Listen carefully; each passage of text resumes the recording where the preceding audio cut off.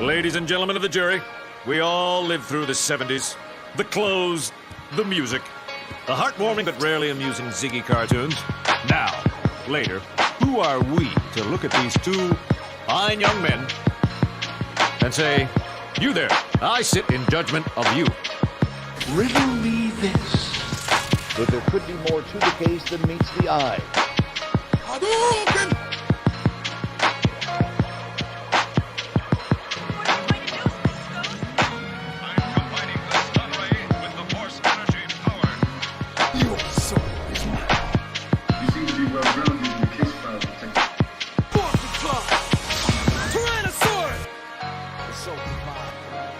Or the stone pudding or something. I mix up some herbs and I come up with a dandy glass of this bicarbonate of fig leaf.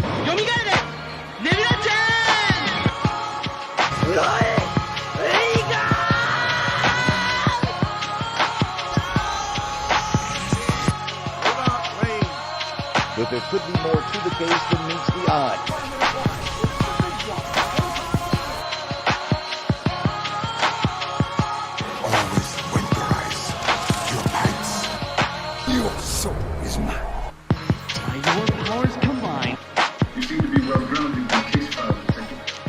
But there could be more to the case than meets the eye. Why so serious?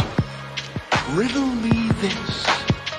Haven't had a lot of company in a long time, but if I were expecting some, I'd whip up a really substantial meal. You see how strong I am? From eating all of this stuff.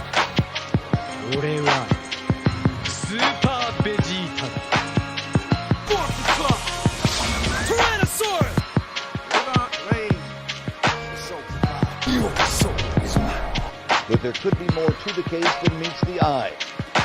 Hadouken!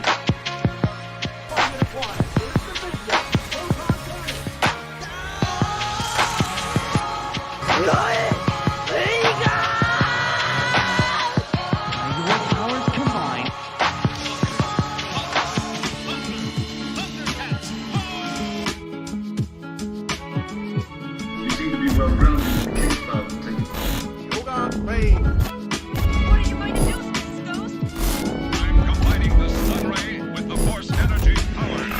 But there could be more to the case than meets the eye. Your soul is mine. Riddle me this. Why so serious?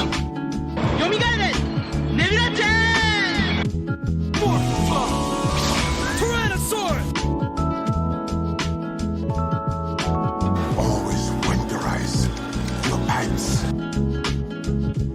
Ladies and gentlemen of the jury, we all lived through the 70s. The clothes, the music, the heartwarming but rarely amusing Ziggy cartoons. Now, later, who are we to look at these two fine young men and say, you there, I sit in judgment of you.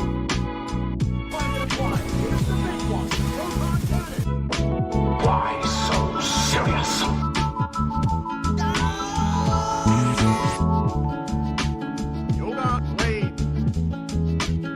Hadouken!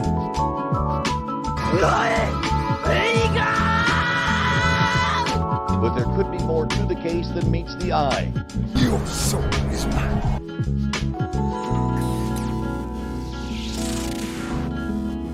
You seem to be well-grounded in the case file, Detective. By your powers combined. Riddle me this.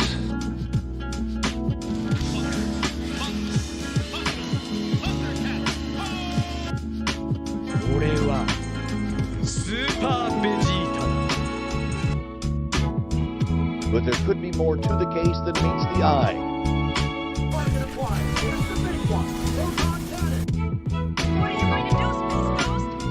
I'm combining the stun ray with the force energy power.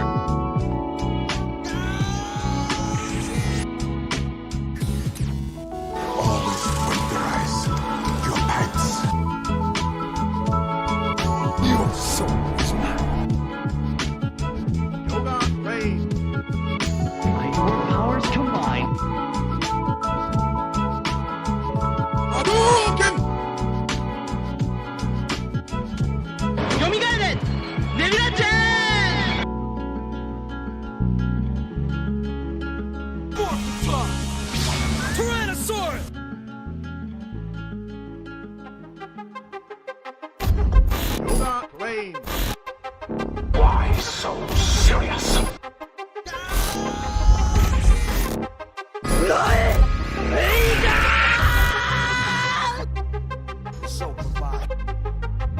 Ladies and gentlemen of the jury, we all lived through the 70s. The clothes, the music, the heartwarming but rarely amusing Ziggy cartoons. Now, later, who are we to look at these two fine young men and say, you there, I sit in judgment of you. You seem to be well grounded in the case file, Detective.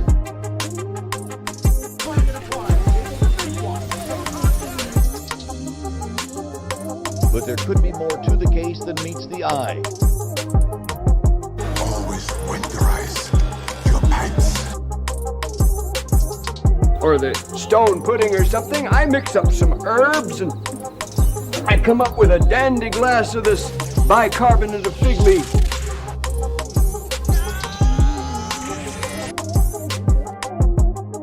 Riddle me this. Your soul is mine.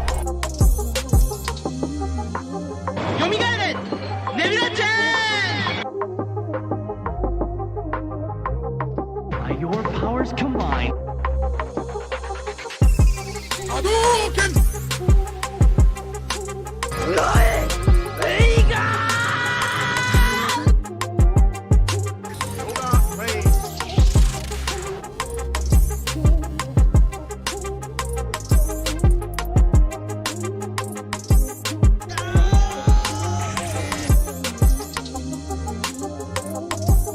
Why so serious? But there could be more to the case than meets the eye.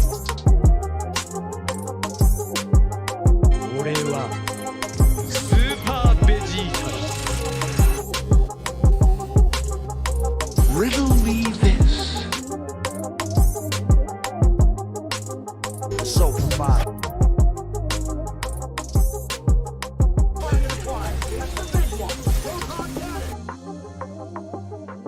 Your soul is mine.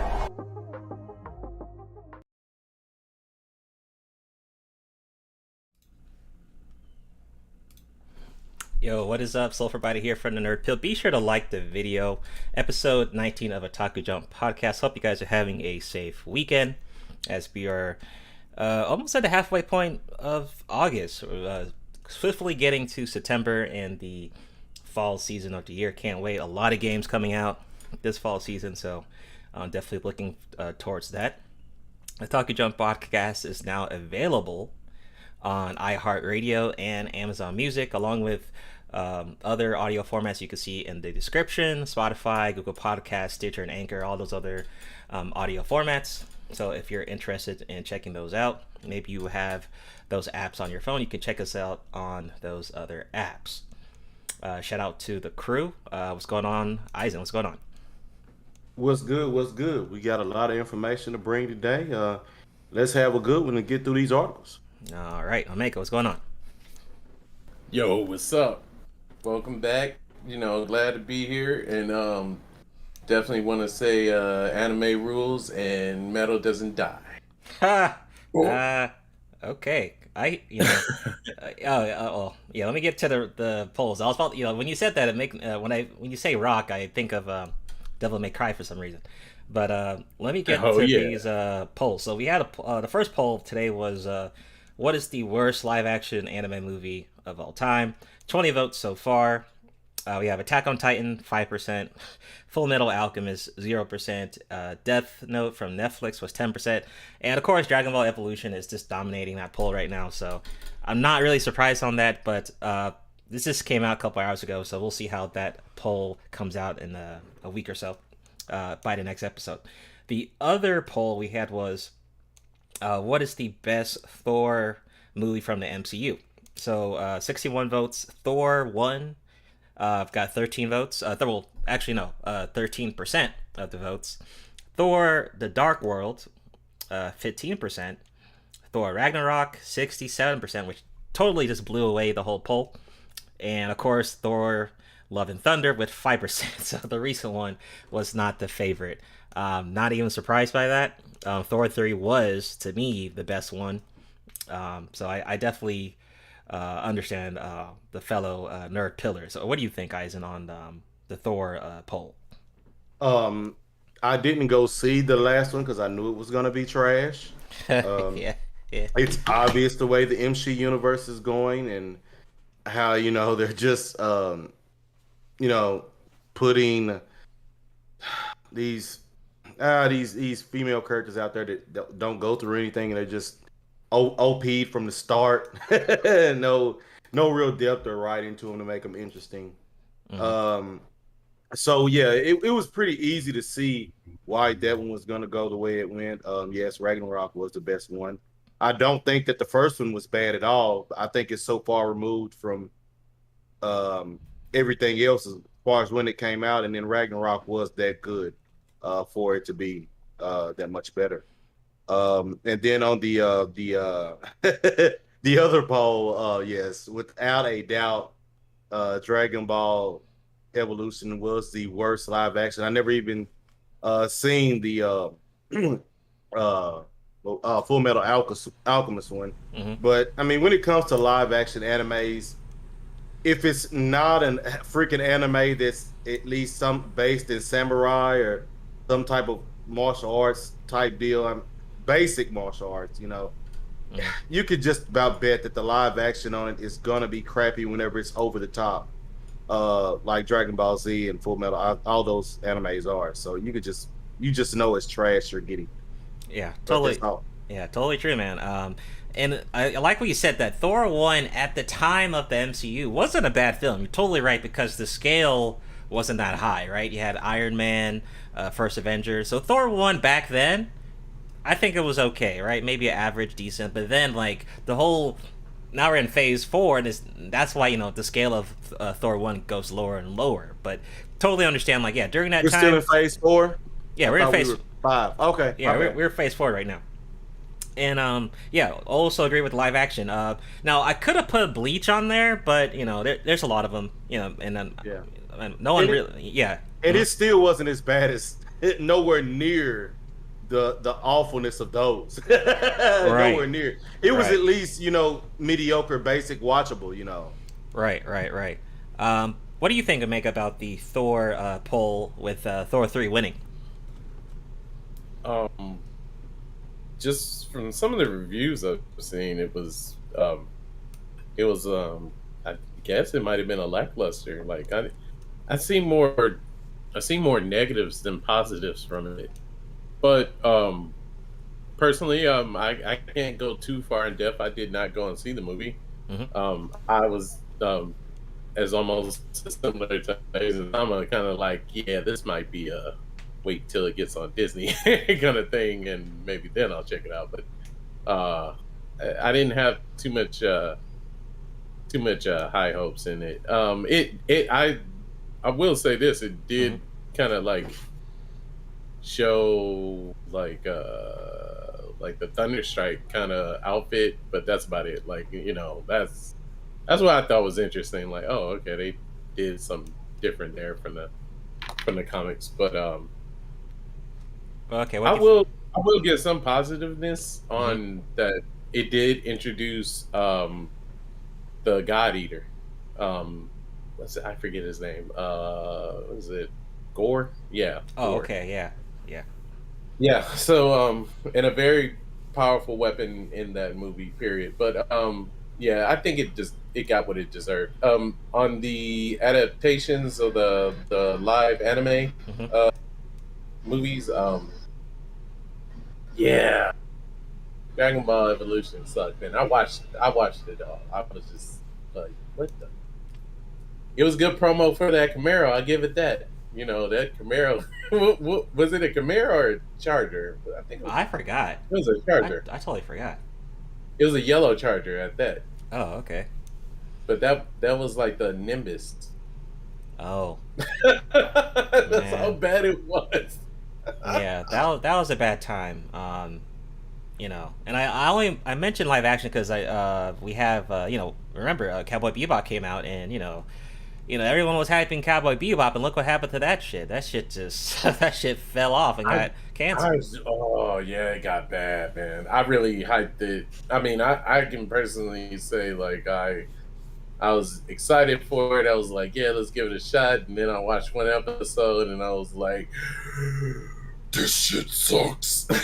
Yeah, it was extremely painful. And don't forget, Yu Hakusho comes out. We will be doing a full watch party in the Discord and a review once that comes out. I just want to do a shout out to the chat. What's going on, Jiraiya? What's going on? Evan, man, long time, man. Shout out to Evan. What's going on? Let me see. Shout out to Knight. What's going on? A Gold Eagle. What's up? What's up? Y'all are here early. Good, because we got a lot of shit to cover. Oh, yeah. So, go ahead, Eisen, with Star Wars. Now, good. So basically, this article that I got here from StarWars.net.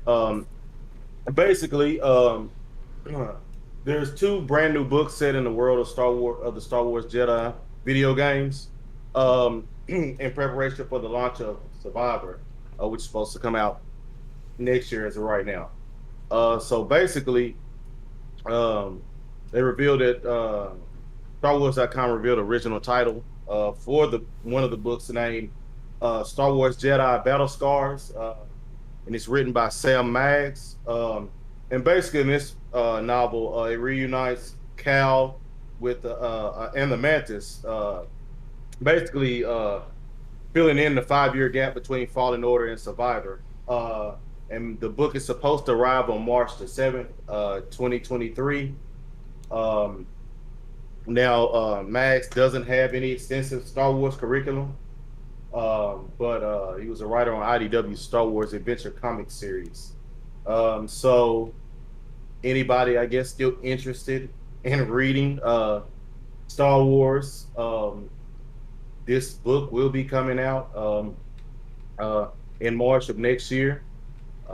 Not gonna lie, after Crucible, I haven't bought a Star Wars book, especially since I found out that Disney was not paying the creators of these books after buying them for what they've added, and whenever they use their characters.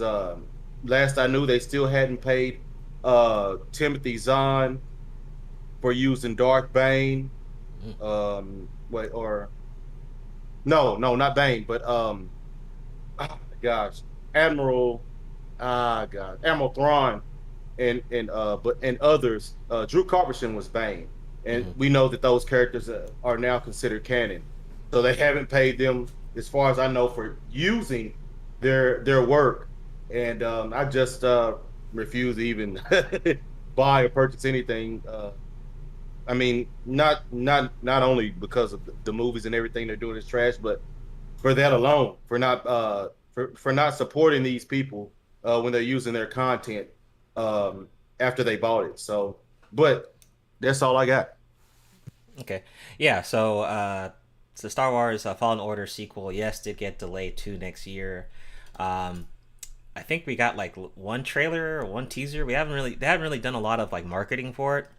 But I'm guessing this rest of the year they will go a little bit harder in the paint with marketing. Fallen Order 1 was a decent game. I would say at least maybe a 7 or 8 out of 10. It wasn't bad. I had pretty much fun with it. Now, is it one of the best Jedi games?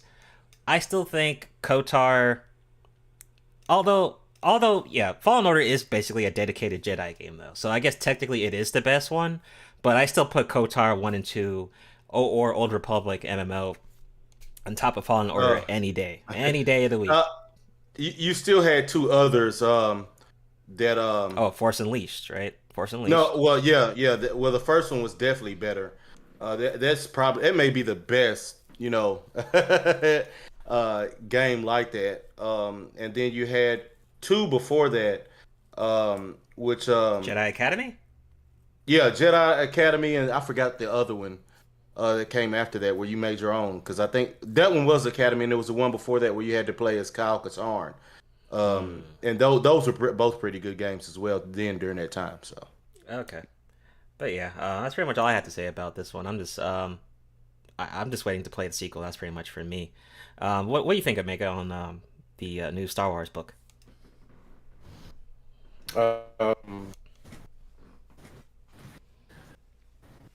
I just hope it's good, because like it just seems like everything with Star Wars is starting to go down like a like a downward spiral. Mhm. So yeah, that's as much as I have on it. Okay. Like it's great. I think it's good to get more readers though. Period. Mhm. Like definitely like like you can reach out to more of a broader fan base or people that just like to just read. But probably good thing on that delay too. Yeah.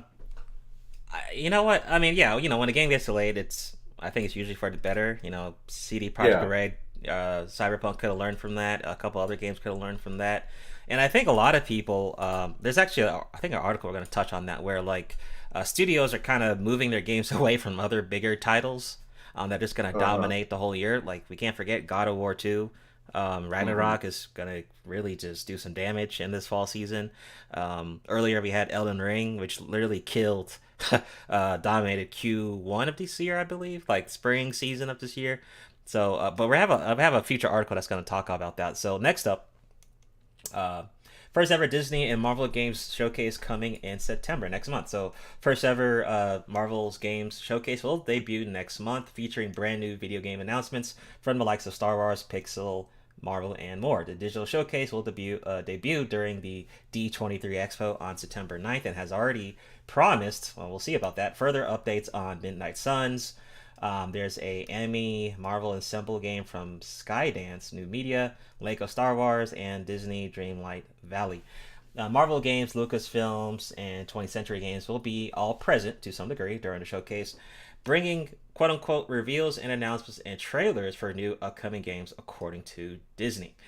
So definitely we'll be doing a watch party in the Discord if possible. This is their first showcase. So I'll be honest, when it comes to Midnight Suns, I've seen some trailers recently of that game. I'm really not too impressed by that game. I'm not gonna lie. The thing that kind of cuts, I get kind of off vibes about it is the way the gameplay works when it comes to the cards. I don't really like that system. I understand they're trying to be new, and when these Marvel games come out, they want to be different, right? You don't want every studio doesn't want to do a Spider-Man, right? A Marvel Spider-Man. Although Insomniac's Spider-Man game was it was all awesome, but it'd be kind of like every studio wants to try something new, like with Square Enix when they had Guardians of the Galaxy IP, right? So I guess they're trying to be a little different with that card gameplay, but to me it's just like it doesn't look that fun to me. Now there was a rumor that maybe a Fantastic Four game could be possibly coming in the oven, but we'll just have to see on September 9th and see what happens. Hopefully we get some decent trailers. And also there's been a rumor of a Black Panther game. Like a couple of weeks ago there was a rumor about that. That rumor kind of went away, but I don't know. Maybe we'll find out if that's actually true during the showcase. I have no idea how they would do a Black Panther game and actually make it good, but I mean, if it is, I'll play it, but I have my doubts. Marvel superhero games are not, although it's getting better, we're still at a slow pace. We had Arkham, Marvel Spider-Man, Guardians didn't do so well. Marvel Avengers, I mean, people didn't really like that game that much. So we're kind of in a weird bubble right now, where sometimes we get a good game, sometimes we don't. So we're just gonna have to see. But that's my thoughts on this showcase. Eisen, what do you think? Yeah, to be honest, the only thing I probably will have any interest in is this Star Wars Survivor. I'm done with Disney minus and the MC universe and everything they're doing. I mean, only time I care about Marvel is if if they got something going on with Spider-Man's involved some kind of way, if Sony lets them have them.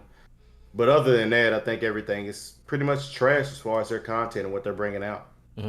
Gold Eagle says, does Capcom still make Marvel games? Now, what happened with Capcom is, remember Marvel vs. Capcom Infinite, what was it, Infinite World or something? I forgot what it was called, but it was basically like your Marvel vs. Capcom 3.5, basically. That game did not do too well, so I have no idea what Capcom is doing with Marvel. They've been releasing a lot of like kind of old fighting game collections lately, and Yeah, it flopped. It didn't do so well. But I did hear there was the guys another realm that make Mortal Kombat. I think they're working on some type of like Marvel IP. I think that was a rumor, but I don't know. But yeah, that game flopped. So I don't know. Capcom. Yeah, I don't know with Capcom. But Omega, anything on the game showcase for Marvel and Disney? I think we can all like kind of agree that the games are definitely geared to too much of the heroes, and this is just my opinion. The way I look at it is that they have so many villains that they could actually make games based upon you just being the bad guy.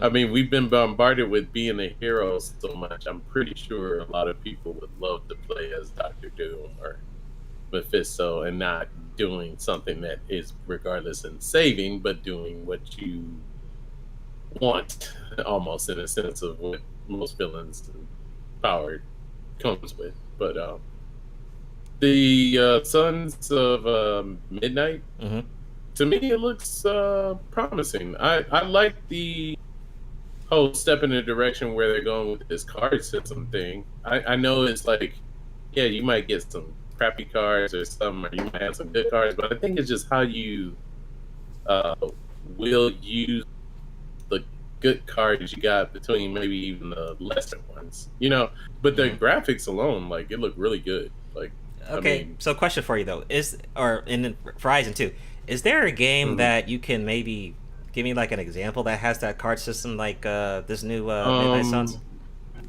There was a Ultimate Alliance, probably. Ultimate Alliance? I know, yeah.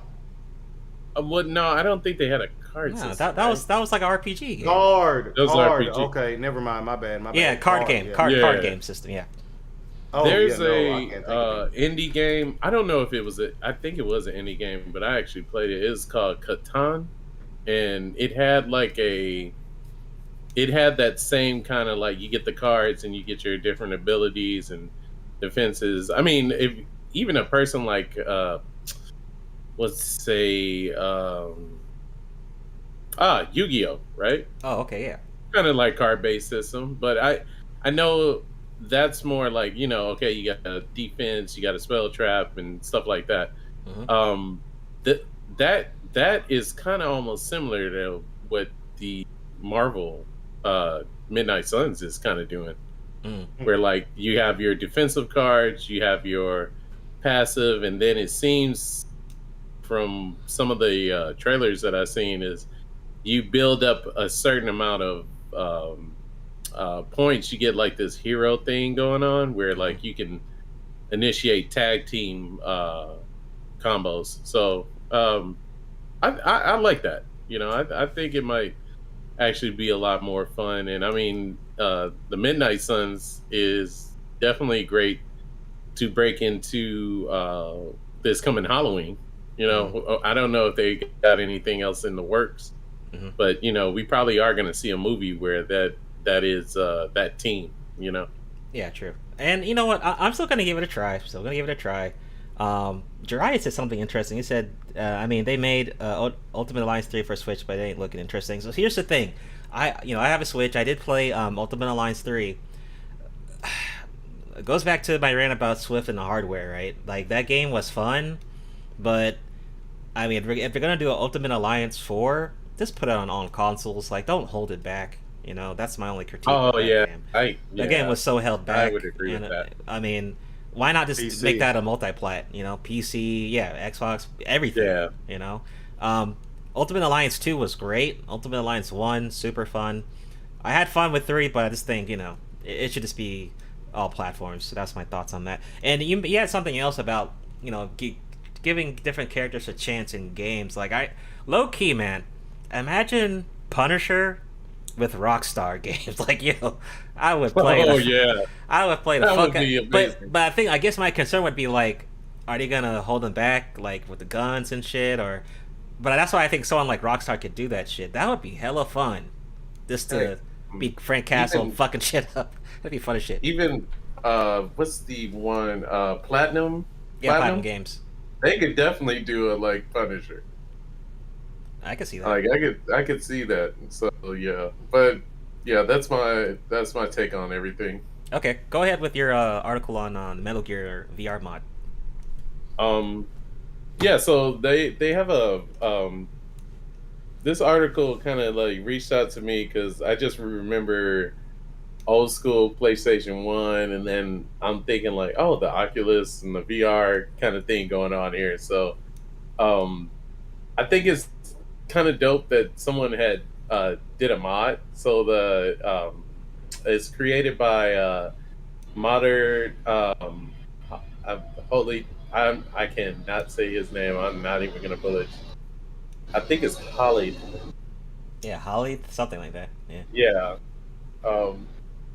Basically, it marries the style and aesthetics of the first Metal Gear Solid. You know, of course, espionage, high tech, technical. You know, sneaking around and stuff. But I mean, visually, when you got your VR helmet or you know your device on, I think that's just so wild that like, you know, it's more in depth and definitely like a stealth game that is like first person now.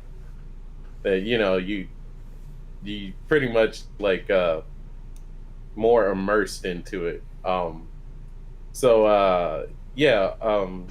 So the VR game, known for its pretty sophisticated physics and like a Portal-esque kind of like feel to it, is like I guess his bare bone works into the title. But I could see a lot of people that like are young and old getting really like might even play this for a while because like it's like espionage. I mean, it's the most I want to say the successful stealth game of its time back then.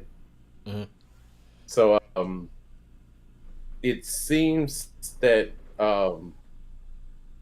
I would believe like if you have one of these VR devices, you should definitely check this out. Yeah, I agree. For the people that have VR, I'm definitely not a fan of the VR. I think it's a bit too much. I guess I'm still old school and shit, wanting to sit on my couch or desk and have my controller and shit. I don't even play with keyboard, even when I'm on PC. But I do agree with Jirai with saying that a Metal Gear Solid remake, and honestly, I would want a remake of Metal Gear Solid 4, because I don't think we had that on PC, which is kind of annoying me, because I played 5, had a blast with 5. In fact, 5 was the only Metal Gear game I actually beat besides, what is it, the Raiden Metal Gear Rising game. But a Metal Gear Solid 4 on PC or PS5, Xbox, whatever, yeah, I'll totally get that shit. Like on day one, to get that shit. But what are your thoughts, Eisen, on the VR mod? Well, I've got to say, I've never played Metal Gear. Really? Yes, never. Damn. Oh wow. Yeah. I was always I've always been specific to shooters. I haven't played all of them or many of them, and now I got to the point to where the only thing remotely like a shooter I even play now is Borderlands. Okay, I got bored with them after Gears 3. Are you more into like what stealth games have you played, or did you ever really give them any try? I play. Oh no, I never owned a Metal Gear to even play it. So okay. I don't know. I just didn't have a desire to. I guess I did play like Black Ops, some of the Call of Duties, but for me the best shooter was Gears 3. As far as all it offered and how the variety it had of what you could do, it was fun along with the story mode. So, but after it, I was done. Yeah. Oh, okay. Have you played Splinter Cell, Eddie? I did play it briefly, the first iteration of it when you had to do a lot of the when you had to do a lot of the stealth deal. It wasn't bad. Okay. Yeah, I could see you definitely liking Metal Gear, but you know, I'd say you're probably like 5. You know, I could see you playing 5. But I don't know if you care about like super stuff like the 1, 2, and 3, but I could see you playing 5 for sure. But Splinter Cell, I mean, Blacklist was amazing. Chaos Theory, you know, really good games, man. Fucking Ubisoft, bro. Ubisoft, man. I don't know what's up with Ubisoft be taking L's, man. For real. Just drop the and then not just that, what's Ghost Recon? That shit used to be fire back in the day. It just fucking shit up. I think what happened with shooters, what ended up beginning the problem, what became the problem is that nobody cared about the game as far as campaign mode anymore. It only became about multiplayer, and I think that's why I got out after Gears 3. Yeah. I just got bored, even though they changed up enough from each one to make it interesting. But I got to the point where I could see it's like, there's not too much more they're going to be able to do. Even though horde mode and everything in there was fun, but yeah. That was kind of like. Go ahead. No, you get. Okay. Go ahead. Cool. Gears, to me, they pushed the barrier between, you finish in campaign and you think your game is like nothing now. Like you still had like horde mode, beast mode, beast mode. So like it really offered a lot. Mm-hmm.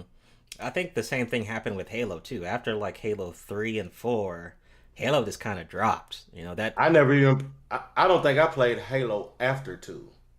Okay, yeah. Oh wow. When Gears was fire, so was Halo. Like Halo and Gears used to like just dominate. I guess it was like that and Call of Duty used to just dominate online. Yeah, I made the transition. If you had Halo, you probably had Gears. And right. If you had Gears, you probably had Halo. I transitioned to Call of Duty after Halo 2, and then I got into Gears, and it was over from that. Yeah. Mm-hmm. All right. What's going on? Wolfman J Wolf. What's going on? Coolin' Foodman. What's going on? Foodman and the Wolfman from the Oasis. Shout out to y'all. So go ahead, Eisen, with Embracer report. Oh yeah. All right. So basically, even though Bloomberg had a recent report that Knights of the Old Republic remake was delayed indefinitely, people are saying they think that the game still might be on its way this year. According to a financial report from Embracer Group, the parent company of the studios working on the game, basically they're saying that they're not expecting any material delays for the title. Bloomberg, I think the Bloomberg report is what everyone's saying. They're thinking that it's basically because of a studio shakeup, because of the project suddenly losing 2 directors, being higher ups weren't impressed. So Bloomberg said they weren't expecting it. Bloomberg was told they weren't expecting it to come out until 2025. For me, from the jump, I always said not to expect much from this. Just because I knew you had people involved in this remake who did not even play the first one and did not even care. So, I mean, that right there for me tells me enough when you got people on the team who've never played the first one, do not care about the first one. So, it goes to those where, are they going to be probably pushing their own agenda, making some crap game and calling it a remake just to get money? So we'll see what happens.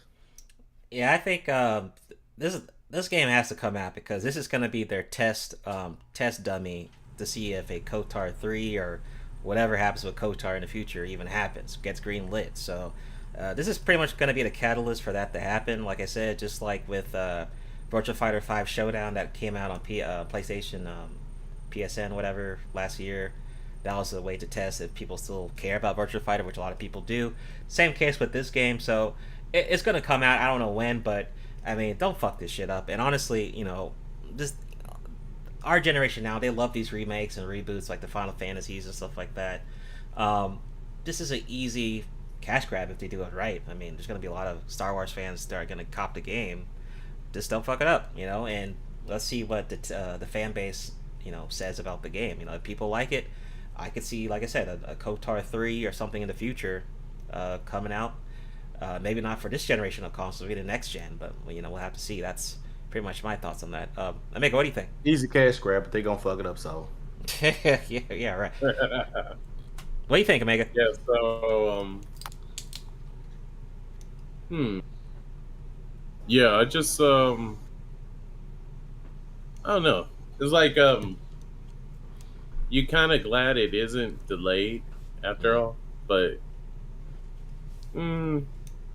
it's just that damn good of a game though. Like, so I don't know. Like, I think I just put this in my mind that, like, yes, this is playable even in 2002. So yeah, 2022. Sorry.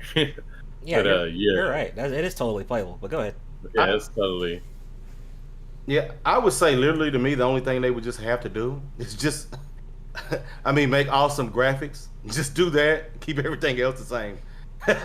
Yeah, that's literally all it. That's really it. Perfect. I'm glad you said that, Asian and Salman. I was thinking the same thing. Like, just touch it up a bit and send it on out.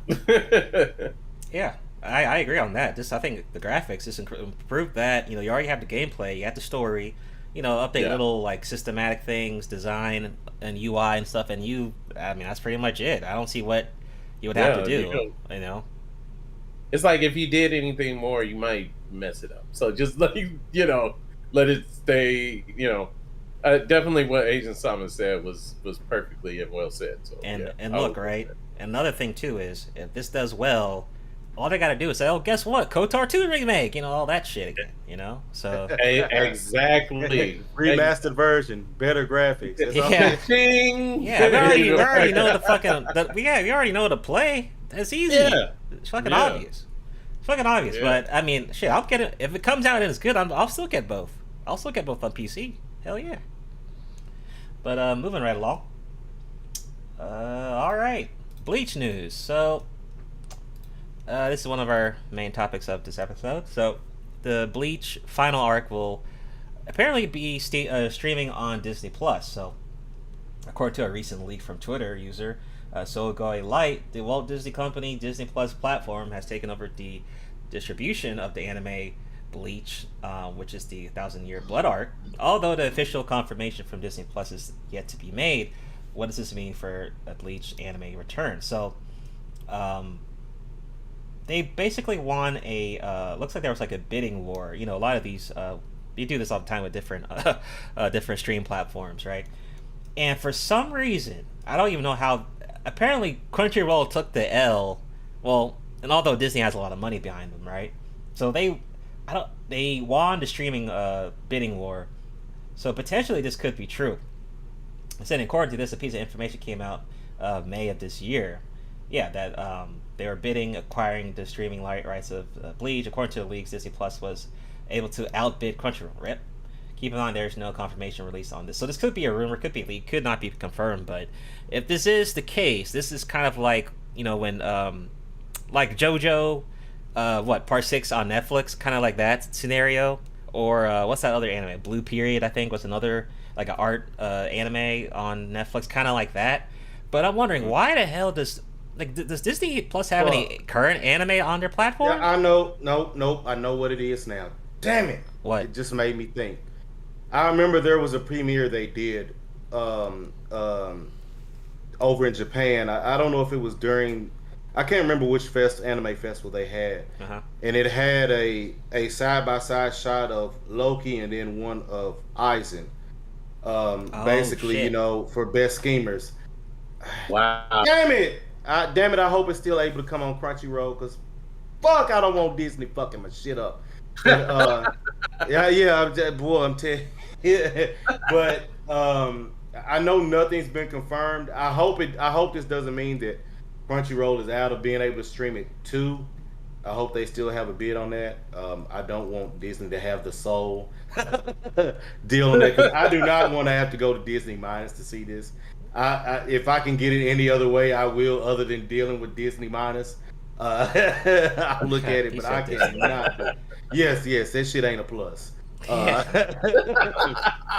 do it any other way, if possible, because I can't see giving them my hard-earned money. But I'm curious. Does I Disney? swear Disney Uh-huh. Plus make sure that they just because what I always think their strongest is that they have all the Simpsons on there, and everybody loved the Simpsons. So you know what I'm saying? Like it's a powerhouse. It's just slowly taking over, but it's wise enough to know that anime is just really so. It's an impact everywhere, you know, like the cartoons, the comics. I mean, Because nobody wants to watch comics now because comics are trash. Exactly. Disney movies are trash. Every bit of entertainment is over here in America, in the Western world right now, is trash. And I see why you, Asian Summer, and even myself, I'm thinking like, no, do not wreck anime. Like, you know what I'm saying? Don't. The last line of hope, man. Yeah, like, don't do it. Yeah, but another thing I'm curious about is what anime is currently on Disney Plus. Is there any right now? There's none. Yeah, there's none. So, but yes, that made me this made me just think about that I believe it was on Anime News Network when I seen that sometime. I don't know if it was last year or whenever, but whenever Kubo had that drawing where it had of Loki and then of Aizen, you know, separate, like basically they were going to be working on a project, and I guess Kubo would be involved, where it would be involving both Aizen and Loki somehow. So okay, so we'll here's the thing, and I agree with Jiraiya. You know, this will bring new Bleach fans. You know, Disney Plus is a growing platform. Totally agree. Yeah. But okay, you're gonna stream the final arc. You might as well just get the whole series on your platform then. I mean, why just show the final arc and then they watch it? They're like, "What the hell? I'm confused. I'd rather just watch the whole thing and then the final arc on Disney Plus."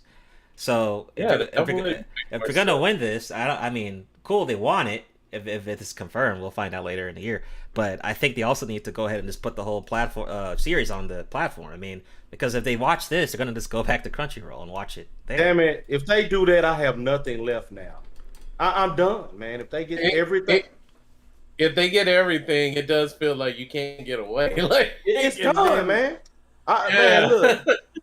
Yeah, man, look. Then we have to see like Akira and Mickey Mouse somehow. Like, oh god, no. Okay, because think about it, right? This is almost like Disney Plus saying, "Hey, new Dragon Ball Super Season 2 on Disney Plus only." It's like, what? But okay, you're gonna get new fans, but you might as well put Dragon Ball Z, you know, GT, just so people know what the fuck's going on. You know, Dragon Ball Super Season 1. So, but I'm just hoping it's not only on Disney Plus. That's the only thing. Yeah, that would suck. If it's just like, because you know, sometimes from different streaming services, you want to decompress and maybe go to Crunchyroll. You know, you want if. I mean, I see from their standpoint though is that no, we're just trying to devour everything. You know, and it's shocking that Crunchyroll took the L because you remember they took over Funimation just last year, I think. So. I mean, even after their little fusion, they still can't, you know, win this shit. Shocking.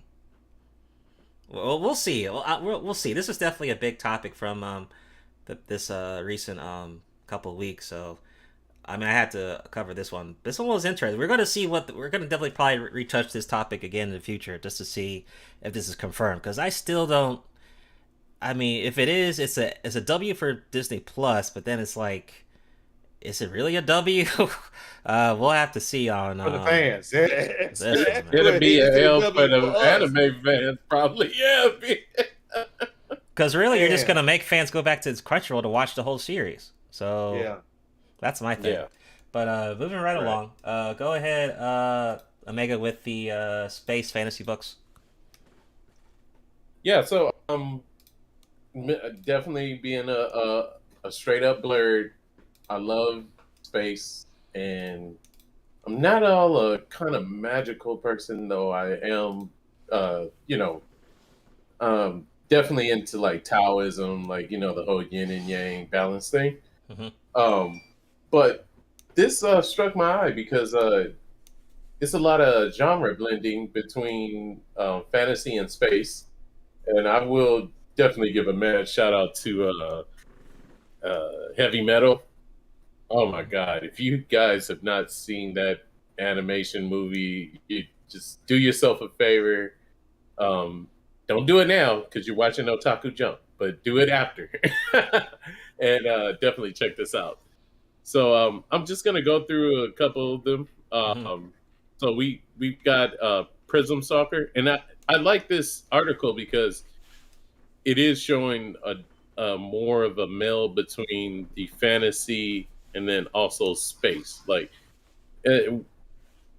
when sci-fi first came out, it was just usually always about technology and space travel, different alien creatures and whatnot.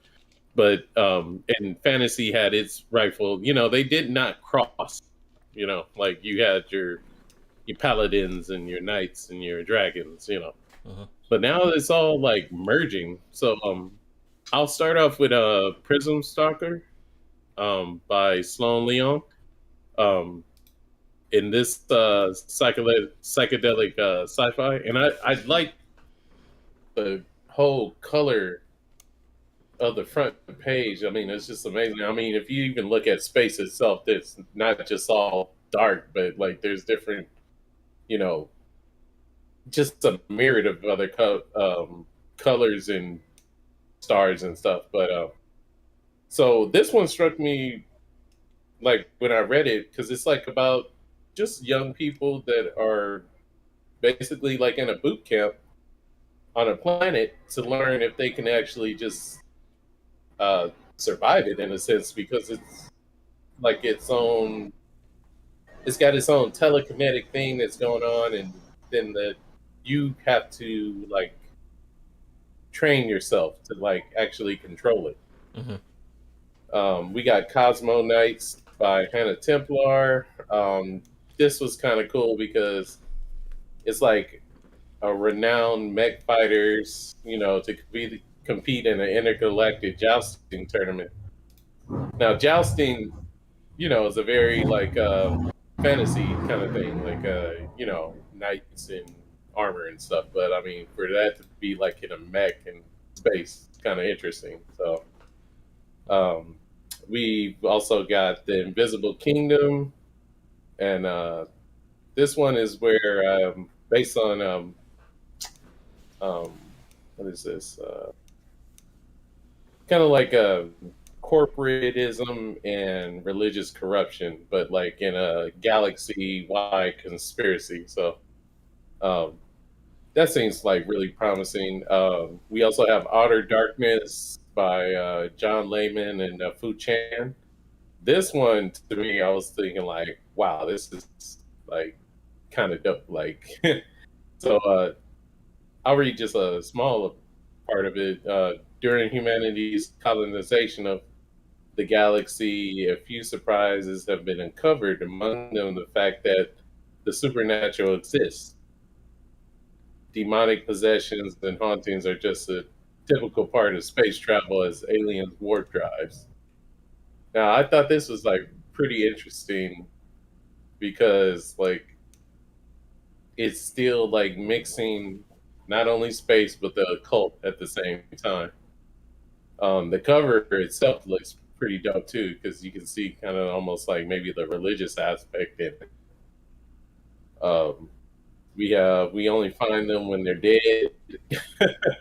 This one struck me kind of hilarious because it's like, wait, it sounds like if anybody's seen movies or even read books where you always come upon the wreckage ship, then you find out, wait, what happened? What's this? And then there's the distress call, that kind of thing going on. We have On the Sunbeam Saga, which I believe Saga's been out for a while, if I'm correct. But basically a kind of love story thing going on, and two opposition sides of an ongoing war.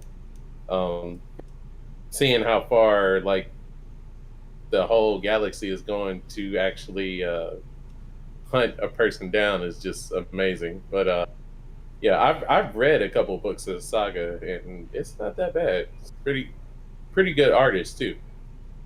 We have Far Sector. Everyone's I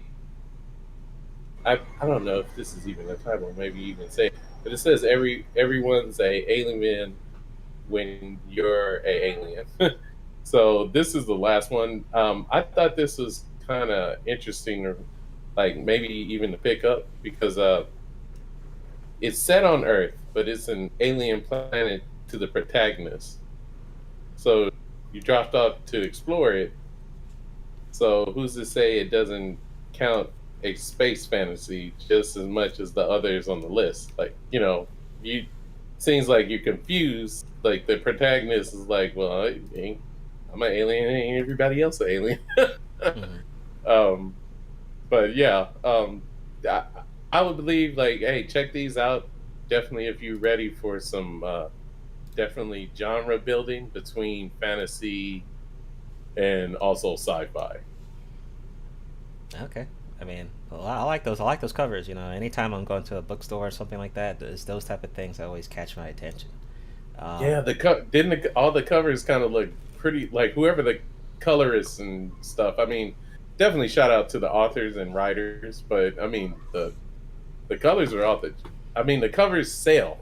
I mean, if you had a terrible cover, you probably wouldn't pick it up. You'd be like, this looks boring. those things, you'd be surprised. Those the color of those covers actually cost money, man. Those things cost money. Yeah, you're right. So I mean, that's the bag for the artist. I mean, just to design those things, color those things, illustrate those things. It's not cheap. If you want it good like those books, I mean, it's not cheap. So shout out to the art folks. And definitely, I won't down even the minuscule like books, because I've been able to get comic books with almost like it seemed like it was just like a regular cover and it was a great story. So definitely give a shout out to them. But yeah, that's true. We know they save money. We know they save money. Yeah, that's true. That's true. That like the value of the cover don't mean like it's a fucking great story. But Isaac, anything on that one? Yeah, nothing right now.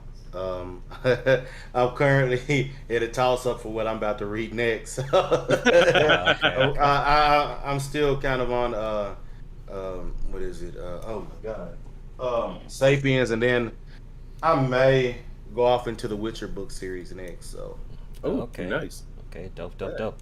Alrighty, so we're gonna do our quick commercial break. We have reached the we're gonna go to part 2 after this. Be sure to like the video, subscribe, click the bell, and we'll be back after a quick commercial break. And stay tuned, we got a lot more to cover right after this.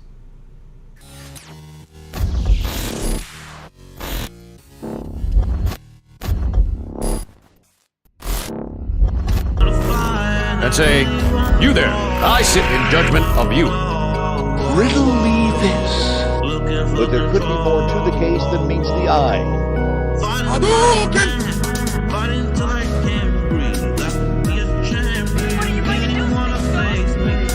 Combining the sun ray with the force energy power.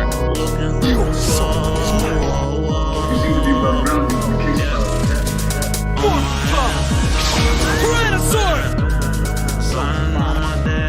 Or the stone pudding or something. I mix up some herbs and I come up with a dandy glass of this bicarbonate of fig leaf.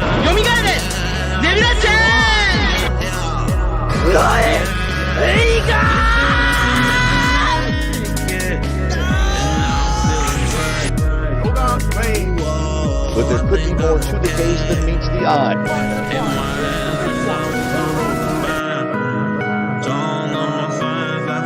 Always winterize your eyes. Your soul is mine. By your powers combined. You seem to be well grounded in the case file, Detective. But there could be more to the case than meets the eye. Why so serious? Riddle me this. Haven't had a lot of company in a long time, but if I were expecting some, I'd whip up a really substantial meal. You see how strong I am? From eating all this stuff.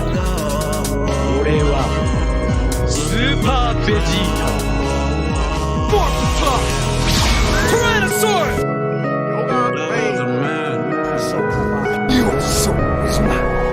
But there could be more to the case than meets the eye. Hadouken! By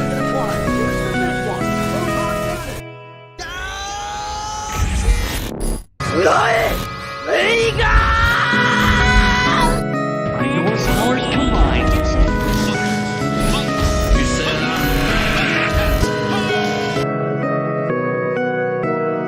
You seem to be well grounded in the case file, Detective. What are you going to do,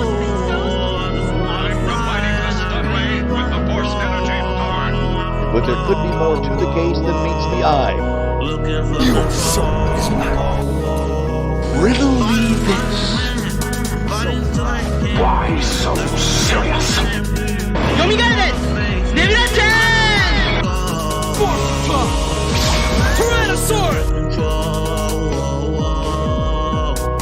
Always winterize your pipes. Ladies and gentlemen of the jury, we all lived through the 70s. The clothes, the music, the heartwarming but rarely amusing Ziggy cartoons. Now, later, who are we to look at these two fine young men and say, "You there, I sit in judgment of you"?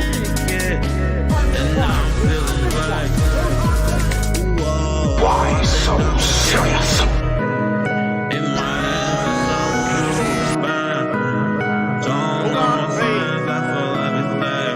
Hadouken!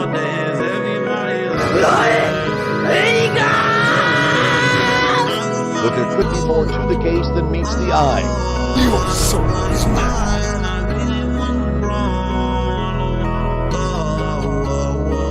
You seem to be well grounded in the case file, Detective. By your powers combined. Riddle me this.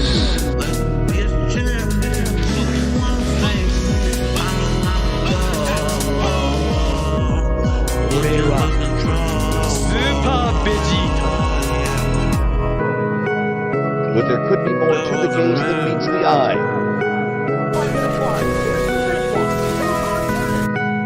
What are you going to do, Space Ghost? I'm combining the stun ray with the force energy powered.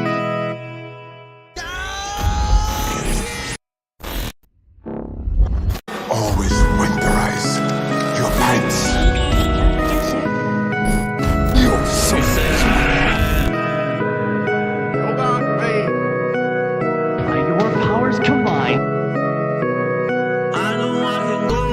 Hadouken!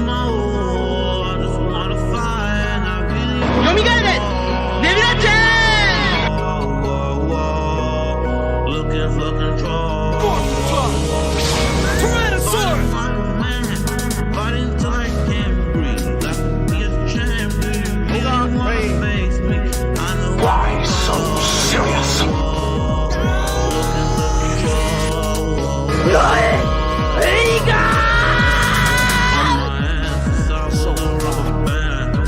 Ladies and gentlemen of the jury, we all lived through the 70s. The clothes, the music, the heartwarming but rarely amusing Ziggy cartoons. Now, later, who are we to look at these two fine young men and say, "You there, I sit in judgment of you"? You seem to be well grounded in the case file, Detective.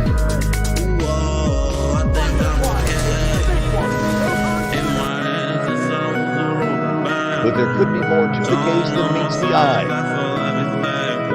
Always winterize your pipes.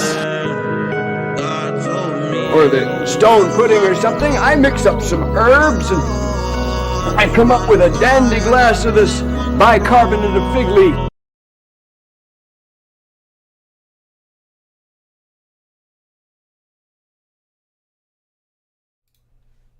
All right, what's going on, guys? SoulProvider here from the Nerd Pill. Be sure to like the video, subscribe. We're here on part 2 of episode 19 on the Otaku Jump podcast with my Otaku Jump crew, Aizen and Omega.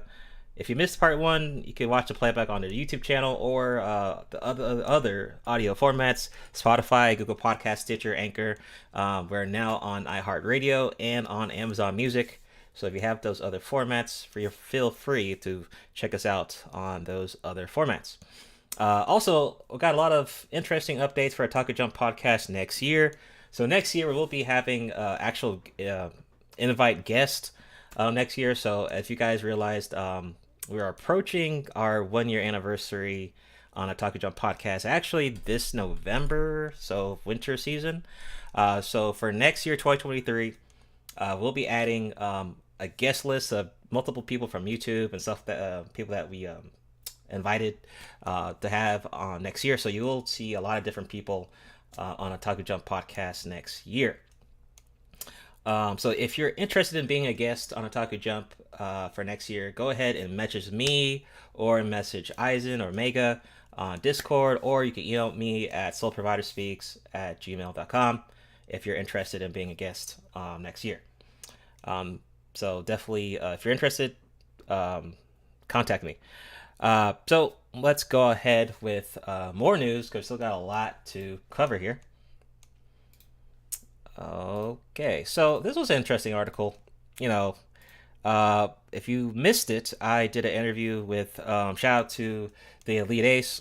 We talked a little bit about Gundam. He's a fellow Gundam fan, a fellow Bleach fan. Shout out to Elite Ace. There was an article about the mech anime that needs to revisit other over-the-top combat and the drama of G Gundam. Basically saying that now is the time to revisit G Gundam colorful and over-the-top approach. It says modern mech animes tend to lean into dramatic war-heavy settings where the mech designs represent the world they inhabit. While there are examples of mech shows that have innovative color designs, they often lean heavily into serious drama or wartime themes. Adding a little fun and bombast could, energize the genre and convert new fans. And where better to look for an inspiration than the ridiculous G Gundam. So I'm definitely going to agree. I have to recommend this series once again. I did not watch this when it first came out. I watched Gundam Wing, Gundam 00, Gundam Seed Destiny, those other ones, Orphans. I watched this a little bit later than that, but I'm letting you guys know, if you like Dragon Ball Z and you like mechs, that's pretty much what G Gundam is. You know, it's very over the top, dudes going Super Saiyan and shit like that. Very fun. It's not a show you should take seriously at all, but it is hella fun. I enjoyed my time watching it. I think it was either 2020 or so, or 2021 I watched this. Not too long of a series. Very fun. Highly recommend it. I just wanted to kind of give a shout out to G Gundam. I saw the article and I'm like, oh shit, let me shout out G Gundam once again. Any thoughts on that, Eisen? I don't know if you've seen G Gundam. I'm sure you've seen Gundam though, but maybe not G Gundam. Yeah, I know Wing. I can't remember if I seen G Gundam or not. It's been so long. I remember bits and pieces from the original one. So I've seen some. It's just been so long. Mm-hmm. But I guess we'll see what happens though. Yeah, I know you might have a little backlog of shit to watch, but definitely have to recommend it. Omega, have you seen G Gundam? Yeah, man. Me and my Uncle Mark used to definitely stay up like freaking late at night and watch G Gundam off of Cartoon Network. Oh yeah. Like yeah, it was on there for a minute. I definitely agree with this article because it was nonstop top tier battle, and I like the fact that the battle was not really a team-based battle at all. I mean, it was just one Gundam against another Gundam. Mm-hmm. Tournament style. Yeah. They had a tournament. Yeah. But what's amazing is that these tournaments took place in not only the respective like areas of the planet, but I mean they got to the point where they were just like fighting. It got to space. Yeah. Yeah. So definitely, I gotta say, it's one of the most it was the most colorful Gundams out of all of them. Yeah, I believe so. Great designs too. Great designs, Gundam designs too. Great design. The story made sense. A little bit crazy, but it's okay. Yeah. It did get out of hand like toward the end. But I want to say if you'll definitely enjoy the fact that the protagonist has a teacher, and the teacher is like pretty like that kind of chemistry was amazing because not only the student is still learning, but student is almost damn near like the master. Yeah, the student master is kind of like Ryu Goken type deal. Yeah. Oh yeah, definitely.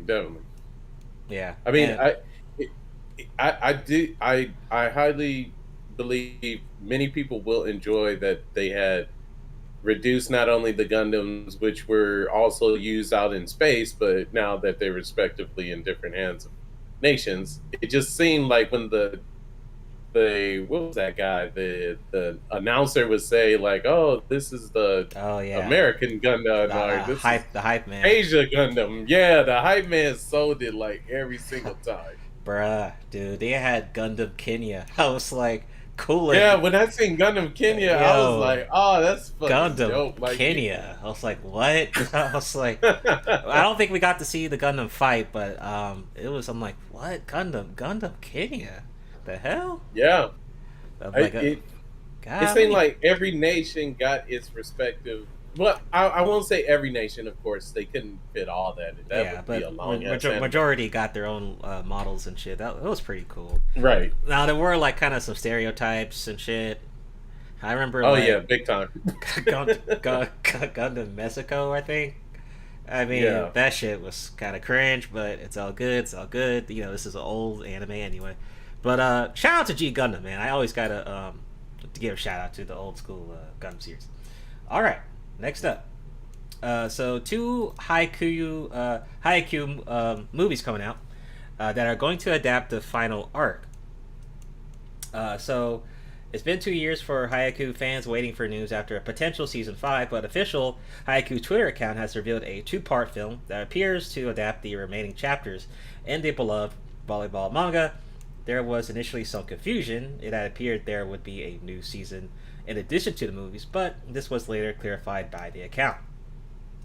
Of course, this announcement brought mixed emotions because the manga had more than 100 chapters and will somehow be adapted into 2 movies. So this is actually bad news for me because I think Haikyu was doing great as a series, and then had great momentum. This is one of the best sports animes in a long time, and then just to everyone's excited for season 5, and then just to say, hey, we're gonna end it in 2 movies.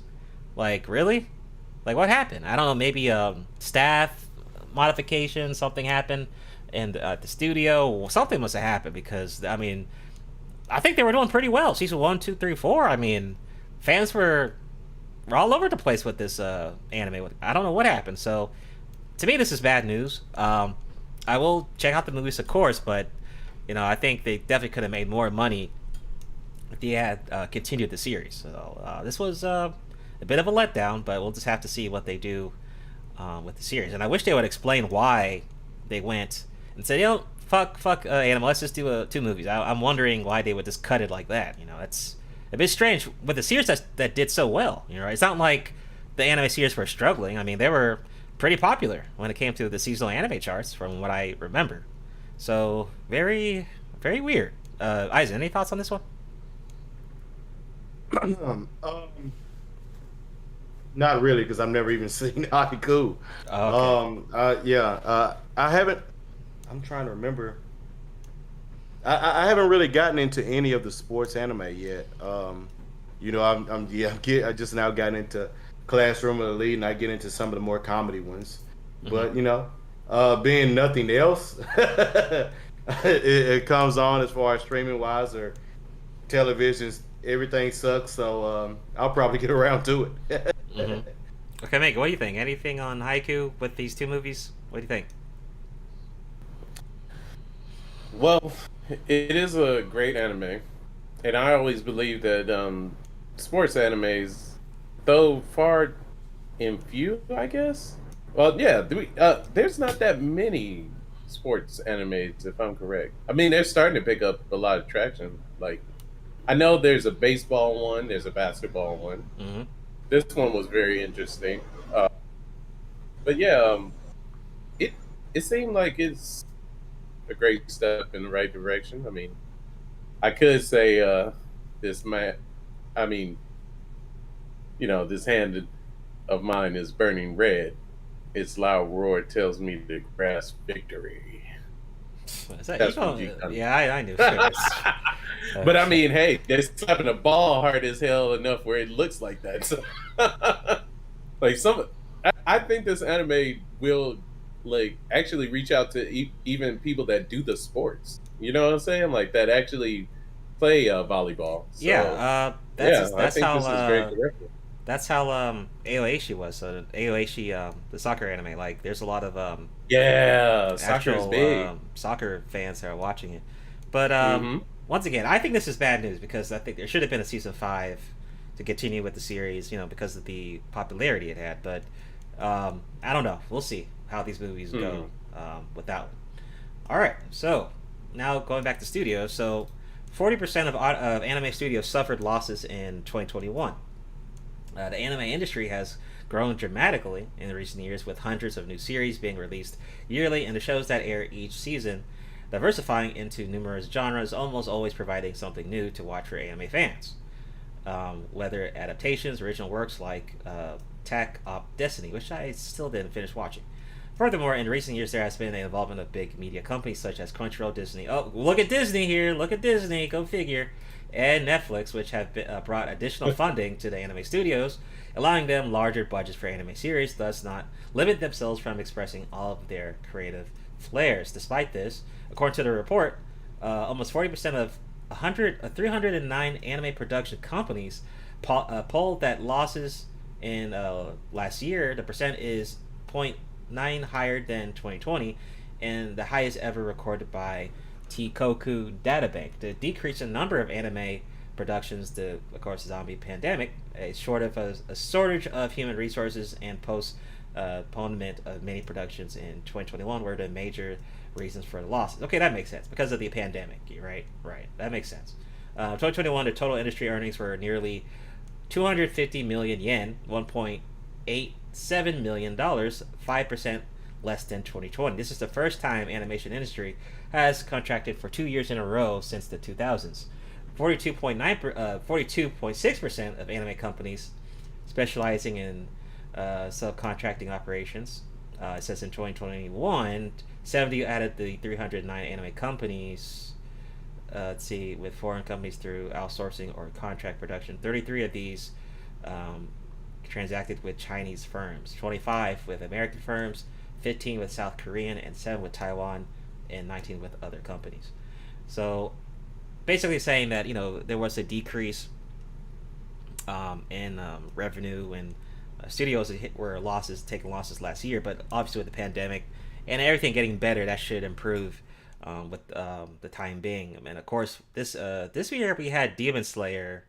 We're having a lot of big series this year that are going to be showing, so I think the anime industry should be good this year, but we're going to have to see at the end of the year to compare stats with last year and see how that compares. But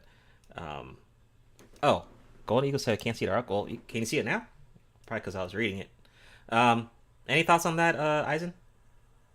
Yeah, it's obvious that when the bird flu hit, it messed up everything.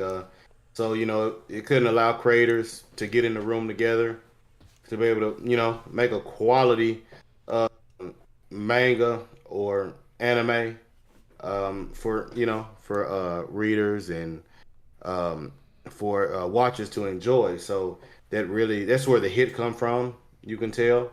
But I think give it maybe next year, you'll see things round back up, because this way,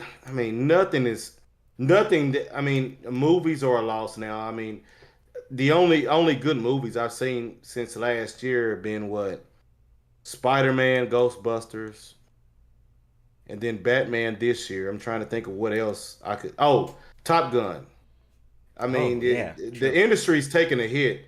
Everything is pretty much either mediocre at best or trash. So if they're able to keep creating quality anime without too much, westernized influence, I think they'll be fine.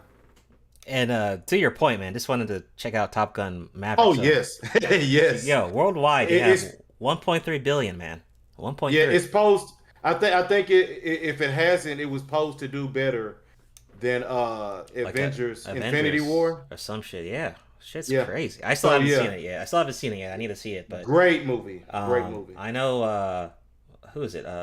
Tom Cruise. Yeah, I know Tom Cruise must Yes. be happy as hell, man. Yeah, I mean, that just goes to show how much what kind of good content you can create when you actually own the rights to it. That you don't have somebody else influencing what you can put in, what you can actually put out, and you can just put out a great movie that you know your fans will enjoy instead of pushing some other stuff. So Yeah, that's amazing. Omega, any thoughts on the anime studios with the suffered losses last year? Yeah, it's unfortunate that they took these hard losses. I mean, definitely because anime is like a really, people enjoy it, and I'm pretty sure even people like making it. And it goes into a lot of hard work of those people actually creating a whole anime,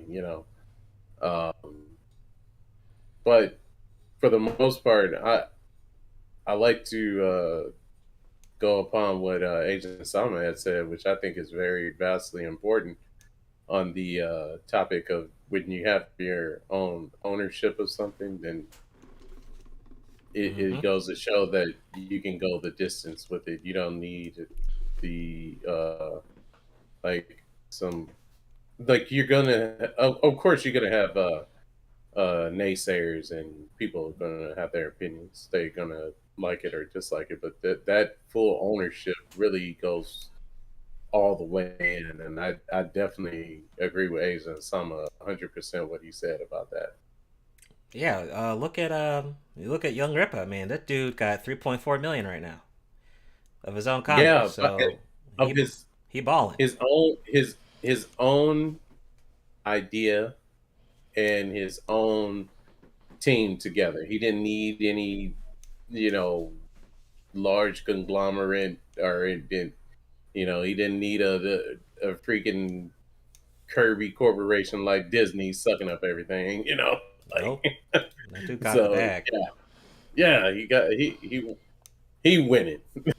Right. Death Racer, what's up? He says, did y'all see the Regal owner company is near bankruptcy? No, I did not see that. Whoa. Did not see that shit. That does sound good. I know the theaters are taking a hit though. I mean, because if it's a banging movie like a Marvel film, you might get some seats. But if you're not a Marvel film right now, if you're not something like Top Gun Maverick, you're taking a hit with all those empty seats. So that could be why the bankruptcy is happening, because theaters are really taking a hit. I mean, you might as well just pay like what they did with Disney Plus, like with movies like Black Widow and stuff. Just watch it on Disney Plus, or just wait a little bit, or just pay to watch it. Instead of just going to the theater. I mean, it's they're losing a lot of money there, a lot of money, just empty seats and shit. If it's not superhero related, do they own AMC? I am not sure. I'm not sure on that one. I have to look that one up. They need. Hey, SoulProvider. Sounds like they need Master Asia in their life. Ha.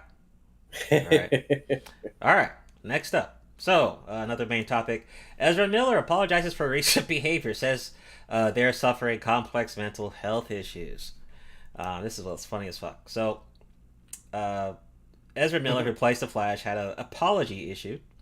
According to Verity, the 29-year-old actor confirmed they are suffering complex mental... Okay, so why is he... Oh, God. Is he using a different pronoun now? Yeah, I guess so. Oh, man. Oh, no. Man, them Skittle niggas, man. Oh, man. So he's another Donald Glover? Damn. Sucks. Skittle niggas. Oh, man. All right.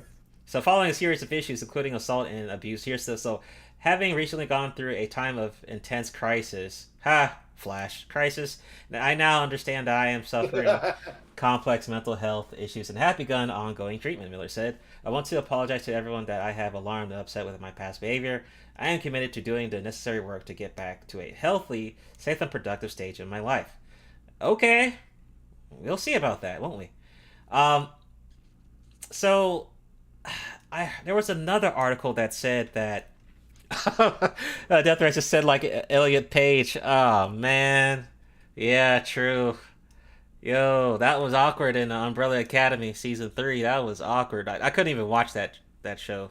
Awkward. But with the Flash, like I've heard that DC is like they're trying to either they're gonna play the movie, put it on hold, or I don't know what they're trying to do with the Flash. So I don't know what This has been a big mess, and it's ironic because of the Leslie Grace Batgirl movie that got canceled, and then apparently Flash is potentially still going to be a thing. So I don't know. Ezra Miller's just been doing too much shit. I mean, he's always in the articles and always on the newspapers and shit. Just needs to calm the fuck down and get back and get this money. Stop fucking around. But I mean, he was in that new Harry Potter movie that sucked ass that came out this year. But what do y'all think? What do you think, Isaac? I think they might as well just go ahead and get the guy from the CW to replace him. He was a much better option anyways over this Skittle nigga dude. I knew from the jump. Something went right about I never liked him. He just, I don't know, something just looked off about him on screen the whole time to me. So I think they just need to go ahead and scrap him. I mean, you can call damn near anybody at this damn point. I mean, God, pull a bomb off the street to play. I mean, after you had this dude, I mean, golly, he's just, it's just terrible. I say scrap it, but they're probably not. They're too. I guess they're probably too. But I mean, he done kidnapped the whole kid. Damn that. Oh, okay. I heard about that. He's a kidnapper now too. Yeah, he's a kidnapper. So they ought to scrap it. They shouldn't care about what backlash they get from the Skittle nigga community and all that shit. And he kidnapped the whole kid. Ain't no excuse. Damn that. Right. Scrap it. What do you think of Mega? Damn, just hearing about that, and I didn't even know that the dude kidnapped the kid. Like, yes. Get him out of here. Like, just get him the fuck out of here. Man. Like, kid's got enough issues as it is. Kidnapping shouldn't be one of them. So, like, no, like. Right. What the hell? Yeah, I would say move on. Get him out of there. Yeah, get him out of there. Yeah, I'm with you on that, man. It's just really confusing what DC is doing right now. Like, anytime I see an article on DC, I'm like, do I want to read that shit? It's just like you second guess it. Like, I don't know. I just thought this one was funny because he's actually apologizing. I thought this was funny, but I don't know. Yeah, the apology itself is just like, what? Like, okay, I can get your mental health is important. Yeah, it is. It is. Yep. No matter what, but you on some.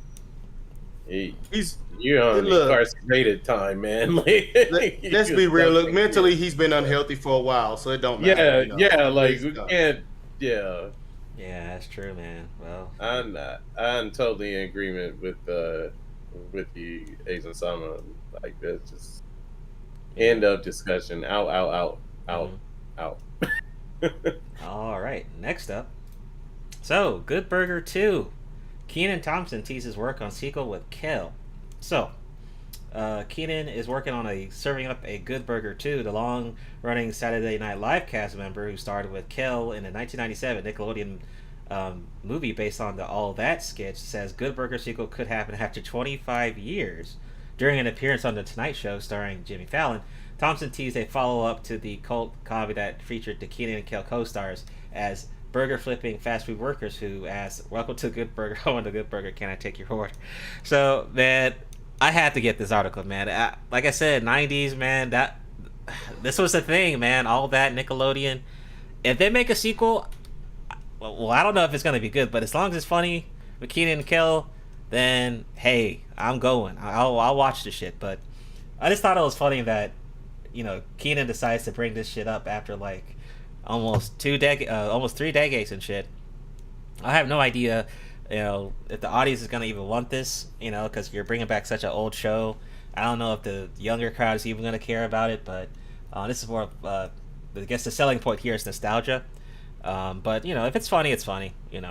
I don't even think it's worth even putting in theaters. Maybe just like, you know, Netflix movie or, you know, something on HBO Max or something like that, whatever. But I just thought this was kind of interesting to see that this is actually coming back after like a crazy ass long time. Eisen, anything on this one?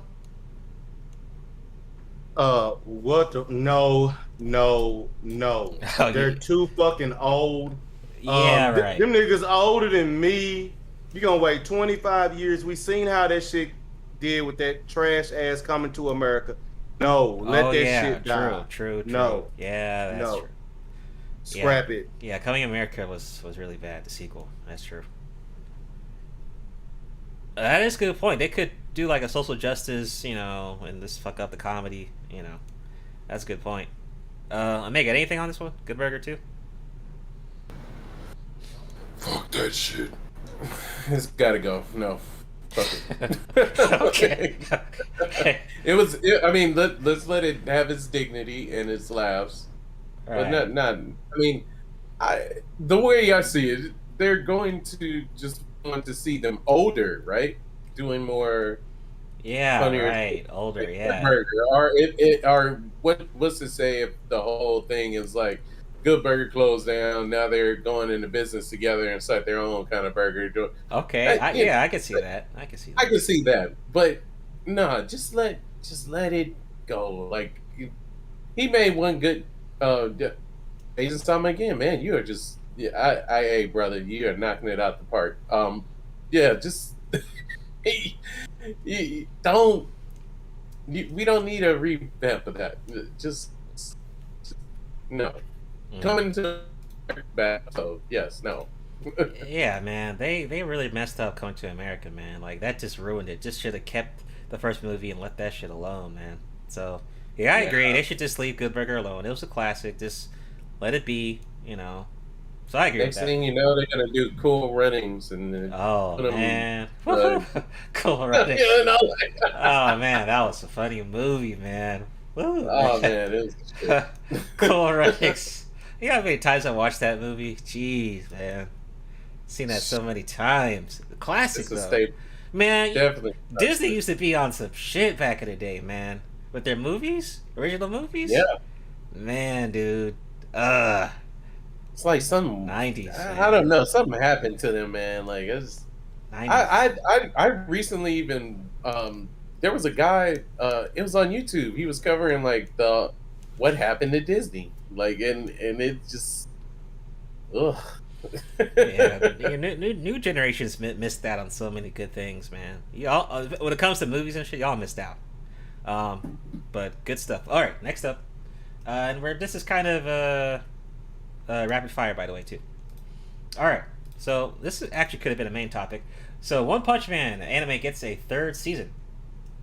The 2015 chapter of One in Yosuke's One Punch Man manga revealed on Thursday that the manga's anime will have a third season. It says Kubota, the character designer for the anime's first and second season, drew the below teaser visual for the third season. Says so we don't know when it's coming out, but it says it's getting a season. So the first anime season came out 2015, and the second season came out 2019. Okay, so it's been a good while. Good news to me. I mean, I loved One Punch Man. Great anime, funny, a lot of combat. I could definitely see it doing well. And I think the manga community, I'm still seeing people cover the manga on YouTube, so obviously they're still doing their thing there as well. So I'm excited for that. We'll definitely cover this if I get the chance when the anime comes out. But this is definitely another dove for the anime industry, I would say. I think a lot of people are going to love it, the fan base, and maybe potentially bring new fans to it. So, good shit on this one. Eisen, any thoughts? Yeah, I do think it's. I've never seen it, but I do think it's a win. It's pretty popular. I think it's a win for the anime community. I just could never get into the whole premise of it, but I do think it's a win for the anime community. Community. That's all. I agree. You're definitely gonna watch this shit. Mick, what do you think? I don't know about that. Oh, you don't think? Oh, you don't think they're gonna watch it? Yeah, I can't.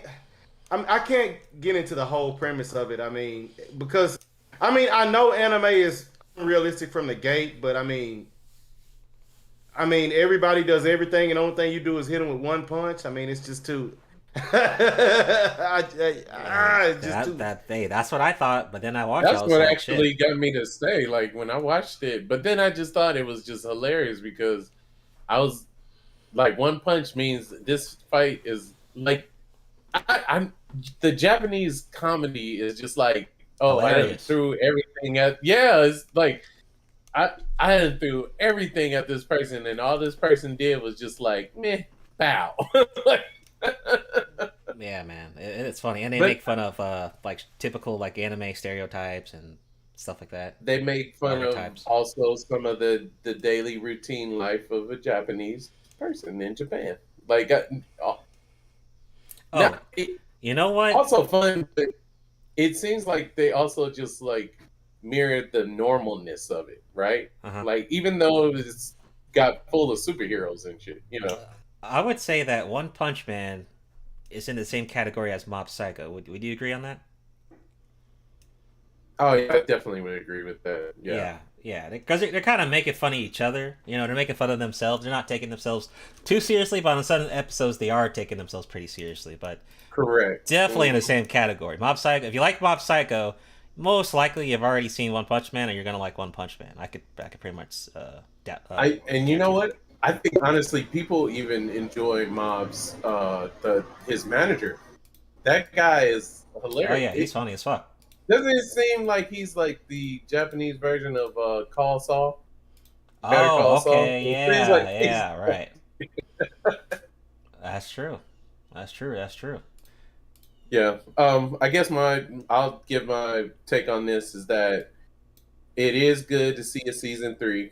The animation looks a lot different, and it looks better. But I think they're gonna go in the direction of One Punch Man actually no longer being One Punch Man, but actually, oh my God, this person is a lot durable than what I was hitting. So like, kind of could bring some conflict there. Like when I usually could just punch one person and that was it. Now I gotta like actually fight. And these blows are getting a lot harder. You know, like it's giving his kind of I want to say Superman kind of thing a run for his money now.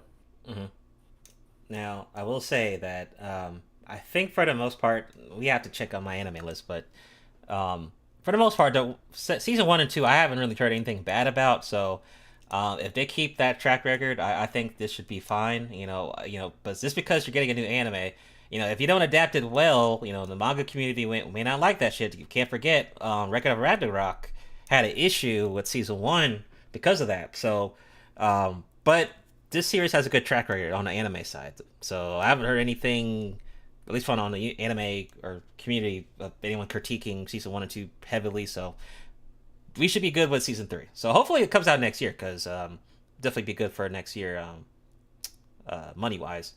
Death Racer says One Punch needs a new studio for what they got coming in the manga. Okay, there we go. Exactly. Okay, so Death Racer, you're reading on One Punch Man.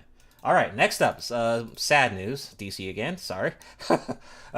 Young Justice may be another casualty of Warner Bros. Discovery's cost-cutting moves. So Warner Bros. Has been cleaning up house since the merger with Discover. Newly appointed CEO David doesn't appear to be playing any games. The studio recently canceled Batgirl that was originally supposed to premiere next year on HBO. Series like Titans and Doom Patrol will likely be canceled. Honestly, I'm not too mad about Doom Patrol, not gonna lie. But I did like, Titans was okay. Not the best, but it was okay. And now it's even trickling down to the animation side of things with Young Justice, waiting for a Season 5 renewal. Previously, Young Justice producer Greg revealed that a Season 5 renewal wasn't a matter of when, but if. Now it seems that the producers definitely knew a little more than he let on. During a new report, TV Line revealed that the streaming service had only ordered one season of the series, with Season 4 with no current plans for a 5th. Dude, this is a L, man, because I heard great things about Young Justice. I didn't hear anyone roasting Young Justice or anything like that. It looked like it was a show that a lot of people liked. But okay, J Wolf says, well, Young Justice wasn't so good after it came bad. Okay. So, okay. Well, I'm glad you're telling me this, because I watched like the first 2 seasons. I was like, okay, not bad. But I haven't heard anyone like roast it like compared to CW. You get what I'm saying? Like I haven't seen anyone like roast the fuck out of this show versus like Batwoman, Supergirl, all those other things, Swamp Thing that got canceled. But this is another L, man. I did hear rumors that the Green Lantern show is still greenlit, so I don't think that got canceled. I'm not sure about Lois and Superman. I don't know about if that's gonna be. I think it's still going. I think it's one that's still there. Okay. Selling points. So we still got some stuff to kind of look forward to. But what do you think, Eisen, on Young Justice being potentially canceled? I never really got around to looking at it just because I don't have the Warner Brothers app to look at all that stuff. Mm-hmm. So that's I haven't heard anything bad about it. And right. With them, especially with DC and Warner Brothers been killing usually in the animation department, that I guess that's to me the most striking thing about it. I don't know how it is versus streaming and how the quality of it's been, for the streaming versus the movies or whatever. But it's shocking to see. But maybe it'll get picked back up or something. They'll make some changes or something. I don't know. We'll see what happens. But they're trying to do everything they can because I know they own they don't own the highest percentage of for CW and all that, but they're having to do a whole lot to get this thing going, this ball rolling for somebody else to buy it and try and bring in make it attractive for them. So we'll see what happens. Yeah, okay, you made a good point, because what they could do, and maybe not HBO or DC, but maybe another platform could pick them up and do a season 5, kind of like maybe Peacock. What is it? Netflix, Amazon, something like that. The way I think it is, it's a 3-party deal with the CW thing. I can't remember who. The largest share, but Paramount Plus, I believe, is involved in there with them. Okay. Yeah. We covered that. So that would. Oh, okay. I think we covered that last. Okay, so that would mean that they would get a piece of the pie as well over at Amazon and Paramount. So we'll see how that goes. Okay. Omega, what do you think?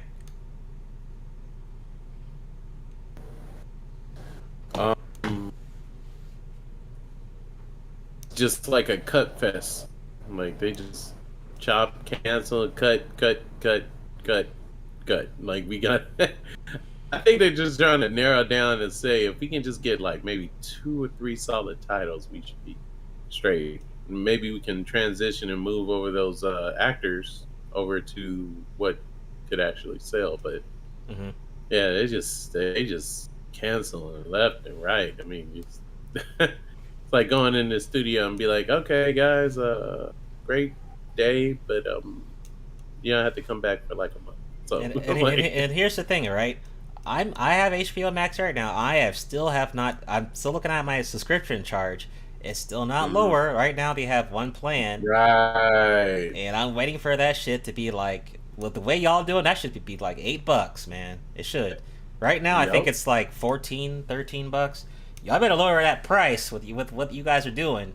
We're gonna cut that shit in half. Just saying. Hey, damn right. Hey, if y'all listening out there, you put it to $8 be fair. Like, people are paying for less and more. Like paying top tier for less. Like no. Exactly. I'm not doing that shit. All right, next up. So Japan box office, One Piece film Red maintains number 1 position with strong 1.5 billion yen. So history was being rewritten again last weekend. One Piece anime franchise 15th feature film, Red, earned $11 million on 1 million admissions in the second weekend. It was 33.6% down from its opening weekend result, but enough to hold number 1 position for 2 straight weekends. So of course the One Piece brand doing his thing. As reported, the 115-minute film reached a 5 billion yen mark in 8 days from its release on August 8th, and the film's official Twitter confirmed today that its box office gross surpassed the 7 billion yen mark on 5 million admissions in 10 days. So, of course, anything that's One Piece is usually going to be a bag for the most part, especially if it's good. I know the anime currently is doing like some special episodes to kind of promote the movie. So they have a strategy and they know what they're doing. They've done this before. So shout out to One Piece. One Piece is still dominating. Like I said, you know what I would like to see when One Piece finally ends. I want to see the total like revenue they got from that shit. Oh my God. Like, can you imagine seeing like the revenue charts of the whole series, the whole manga, all the publishing, like all the movies? Like, yeah, I can't wait to see that. So, but we'll get there. We'll definitely get there. Any thoughts, Eisen, on One Piece Red being successful? You know, One Piece is pretty much like Star Wars, in the sense that just the name is gonna have its fans come out there anyways. It doesn't have to. What they're presenting doesn't have to be great or even all good. you gotta it just do has is to be say the name. Yeah, all it's gotta do is be the name. I'm not saying it's trash. Don't get me wrong. I'm just saying that on the strength of the name, it's just gonna do it anyways.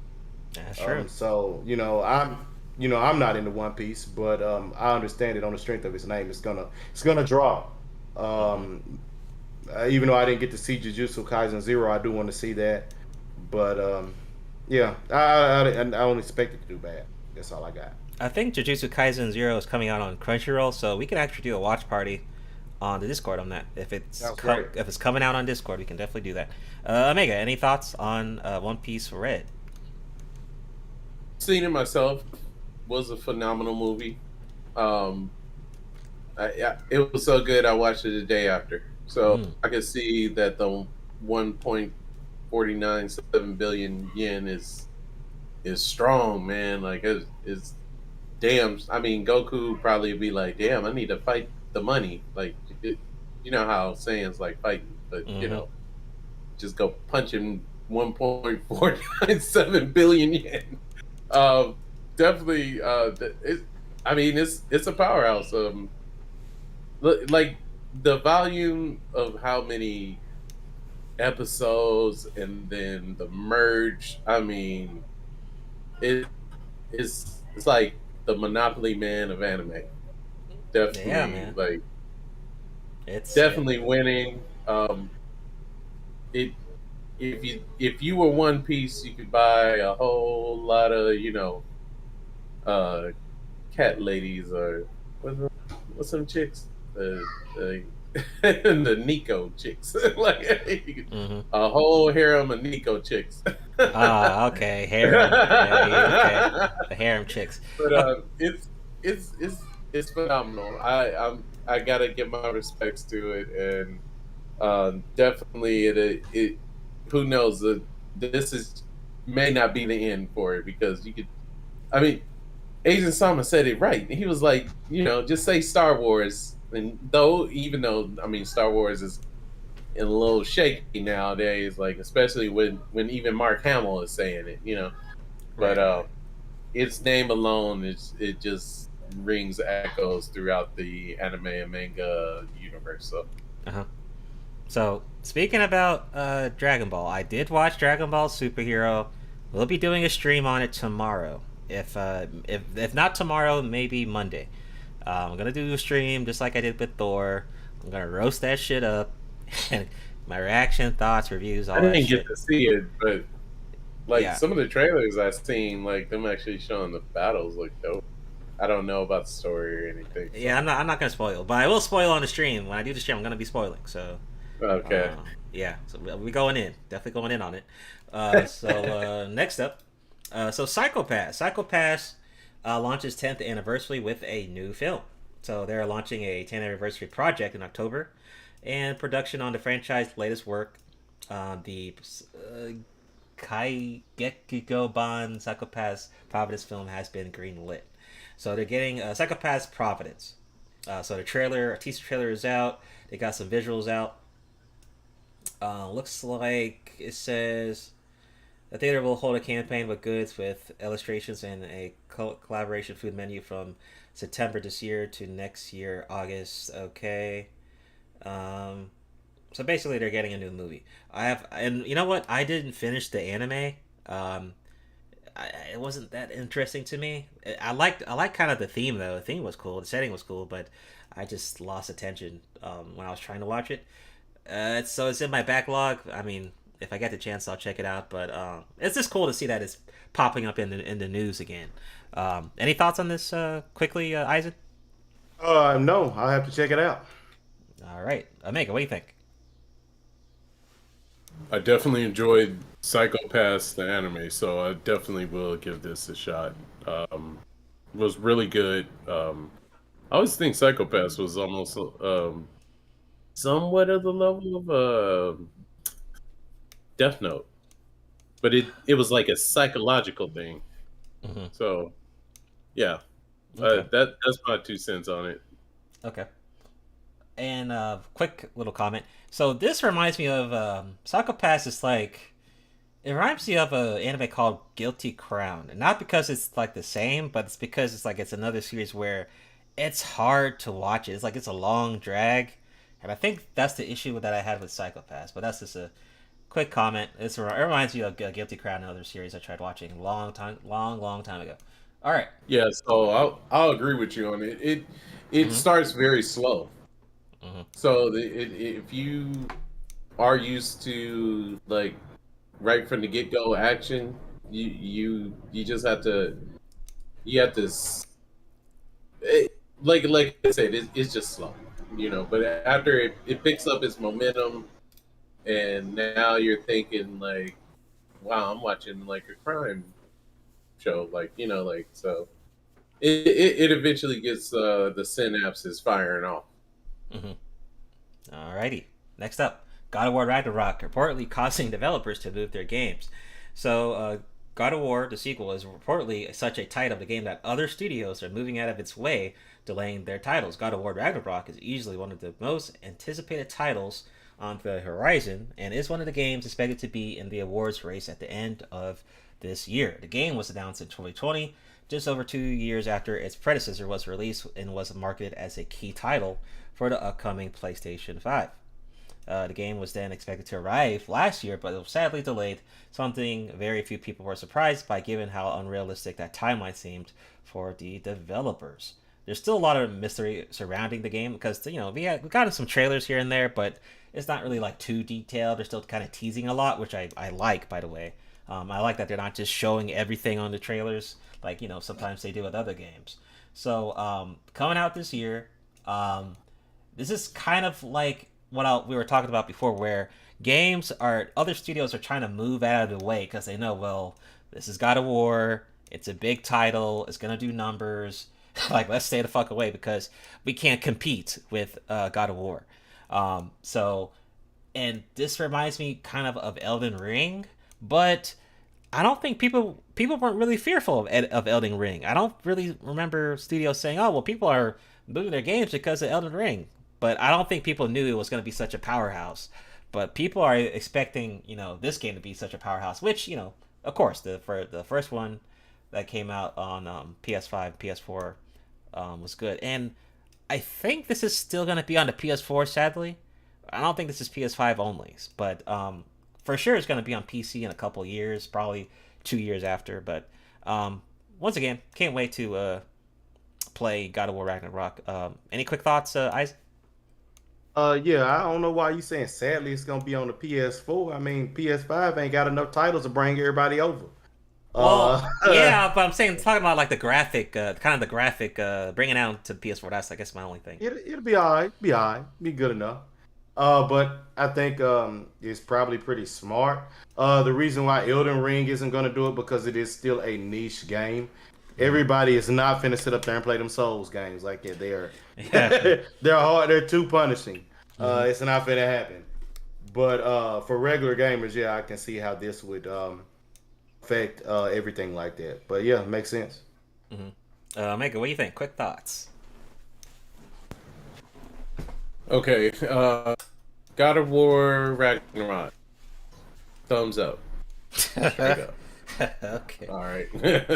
And definitely with the Souls game, unless you are a diehard, I want to say not just diehard gamer, but just you just like a very rigorous challenge. It's gonna it I believe those gamers have their own realm, right? Mm-hmm. Like they love those challenges. The average are just your regular gamer that just want to pick up something and have fun. They'll just look the other way. They'll be like, I ain't got time for that shit. So yeah. Mm-hmm. Totally agree. Moving right along. All right. So this is just a quick shout out. I want to give a quick shout out to Guilty Gear Strive for crossing the 1 million copies sold. First game in the franchise to reach the big milestone. Arc Systems Works announced at this year that Guilty Gear Strive has reached 1 million copies worldwide, which is a big feat no other title in the series has ever reached. So shout out to the fighting game community for supporting their games, man.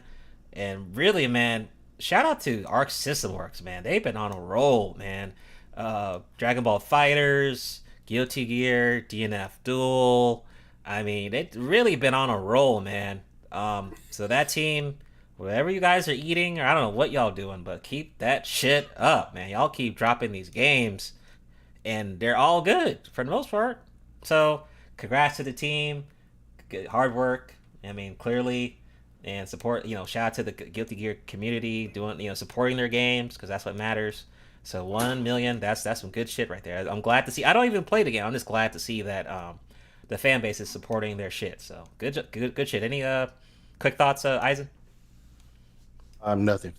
All right, Omega. Anything? Quick thoughts?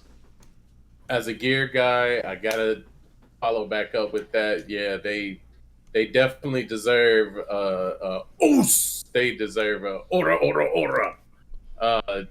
Just the phenomenal fight group, fight community itself is probably in an uproar, and I know Guilty Gear has been like since the PlayStation 1, PlayStation 2. I mean, Arc System is just amazing how they bringing these fighting games into anime and whatnot. Definitely in-depth story, awesome graphics. What more can I say? Oh, yeah, I can say something. Metal. It got metal. So as long as it got metal, I mean, it's all good. Oh yeah, you know what? That's a good point. Their soundtrack be like they are heavily into metal, dude. Like that. Yeah. Every sound like it. They're not only metal, but they also have like a kind of like pop, kind of like a metal. Well, not.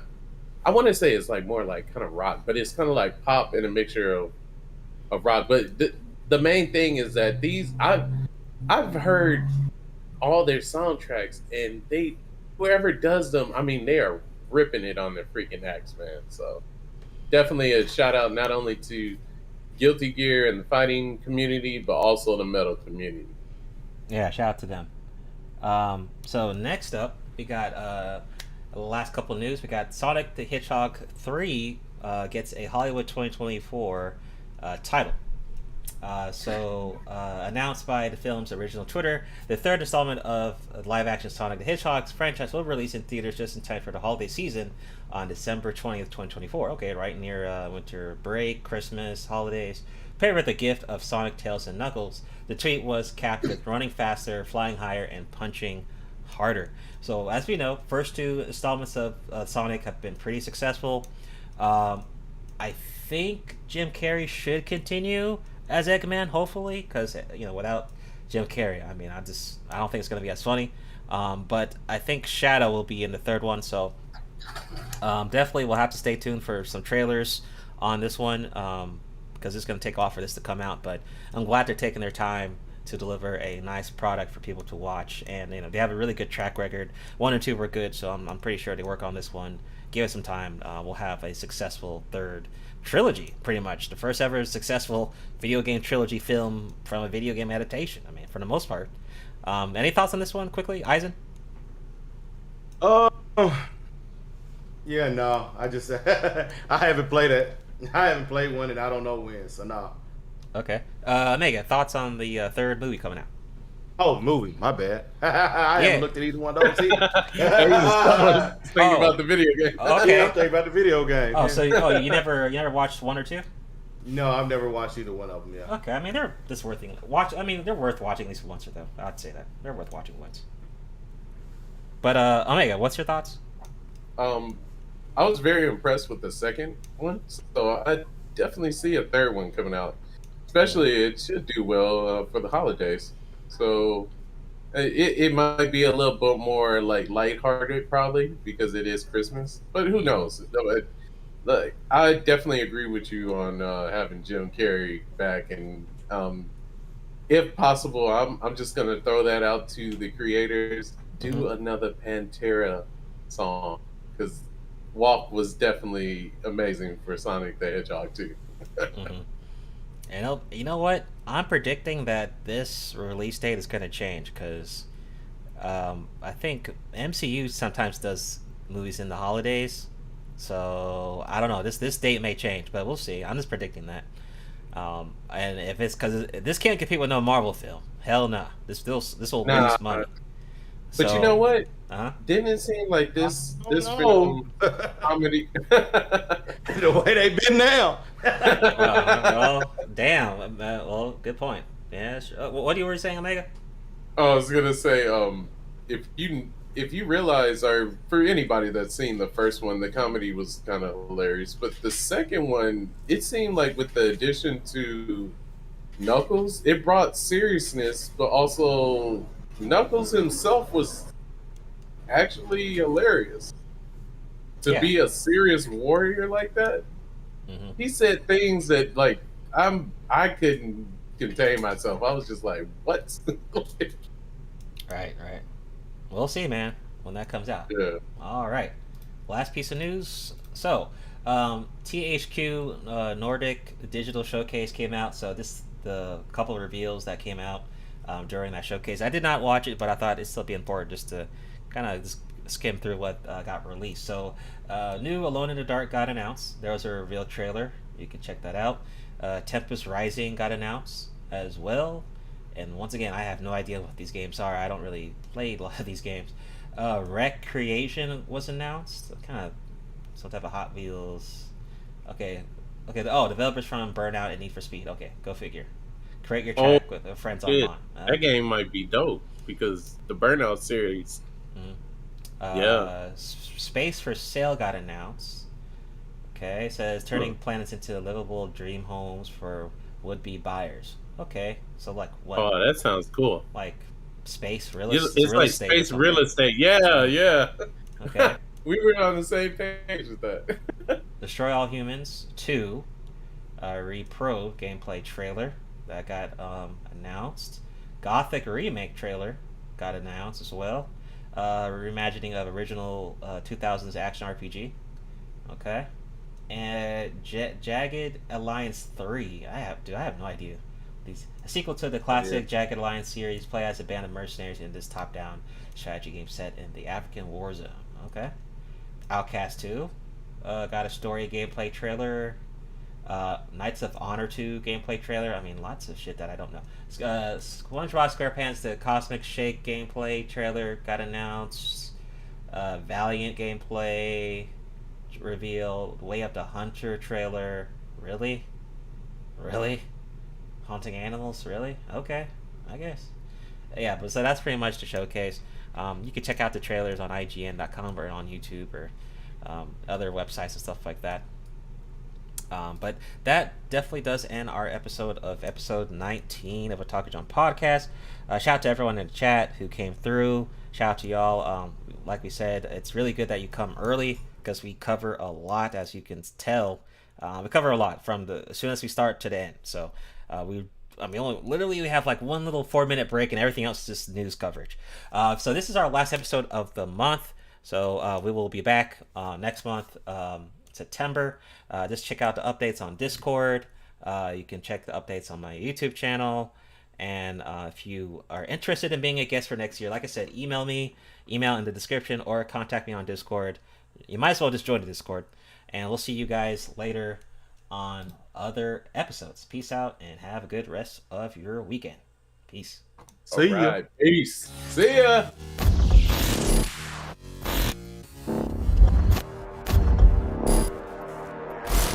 Ladies and gentlemen of the jury, we all lived through the 70s. The clothes, the music, the heartwarming but rarely amusing Ziggy cartoons.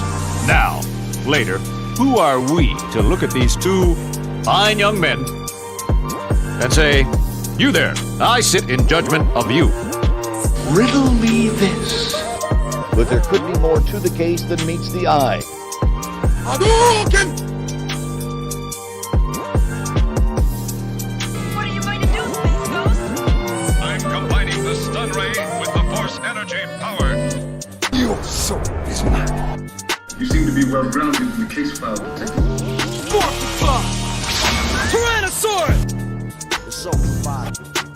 Or the stone pudding or something. I mix up some herbs and I come up with a dandy glass of this bicarbonate of fig leaf.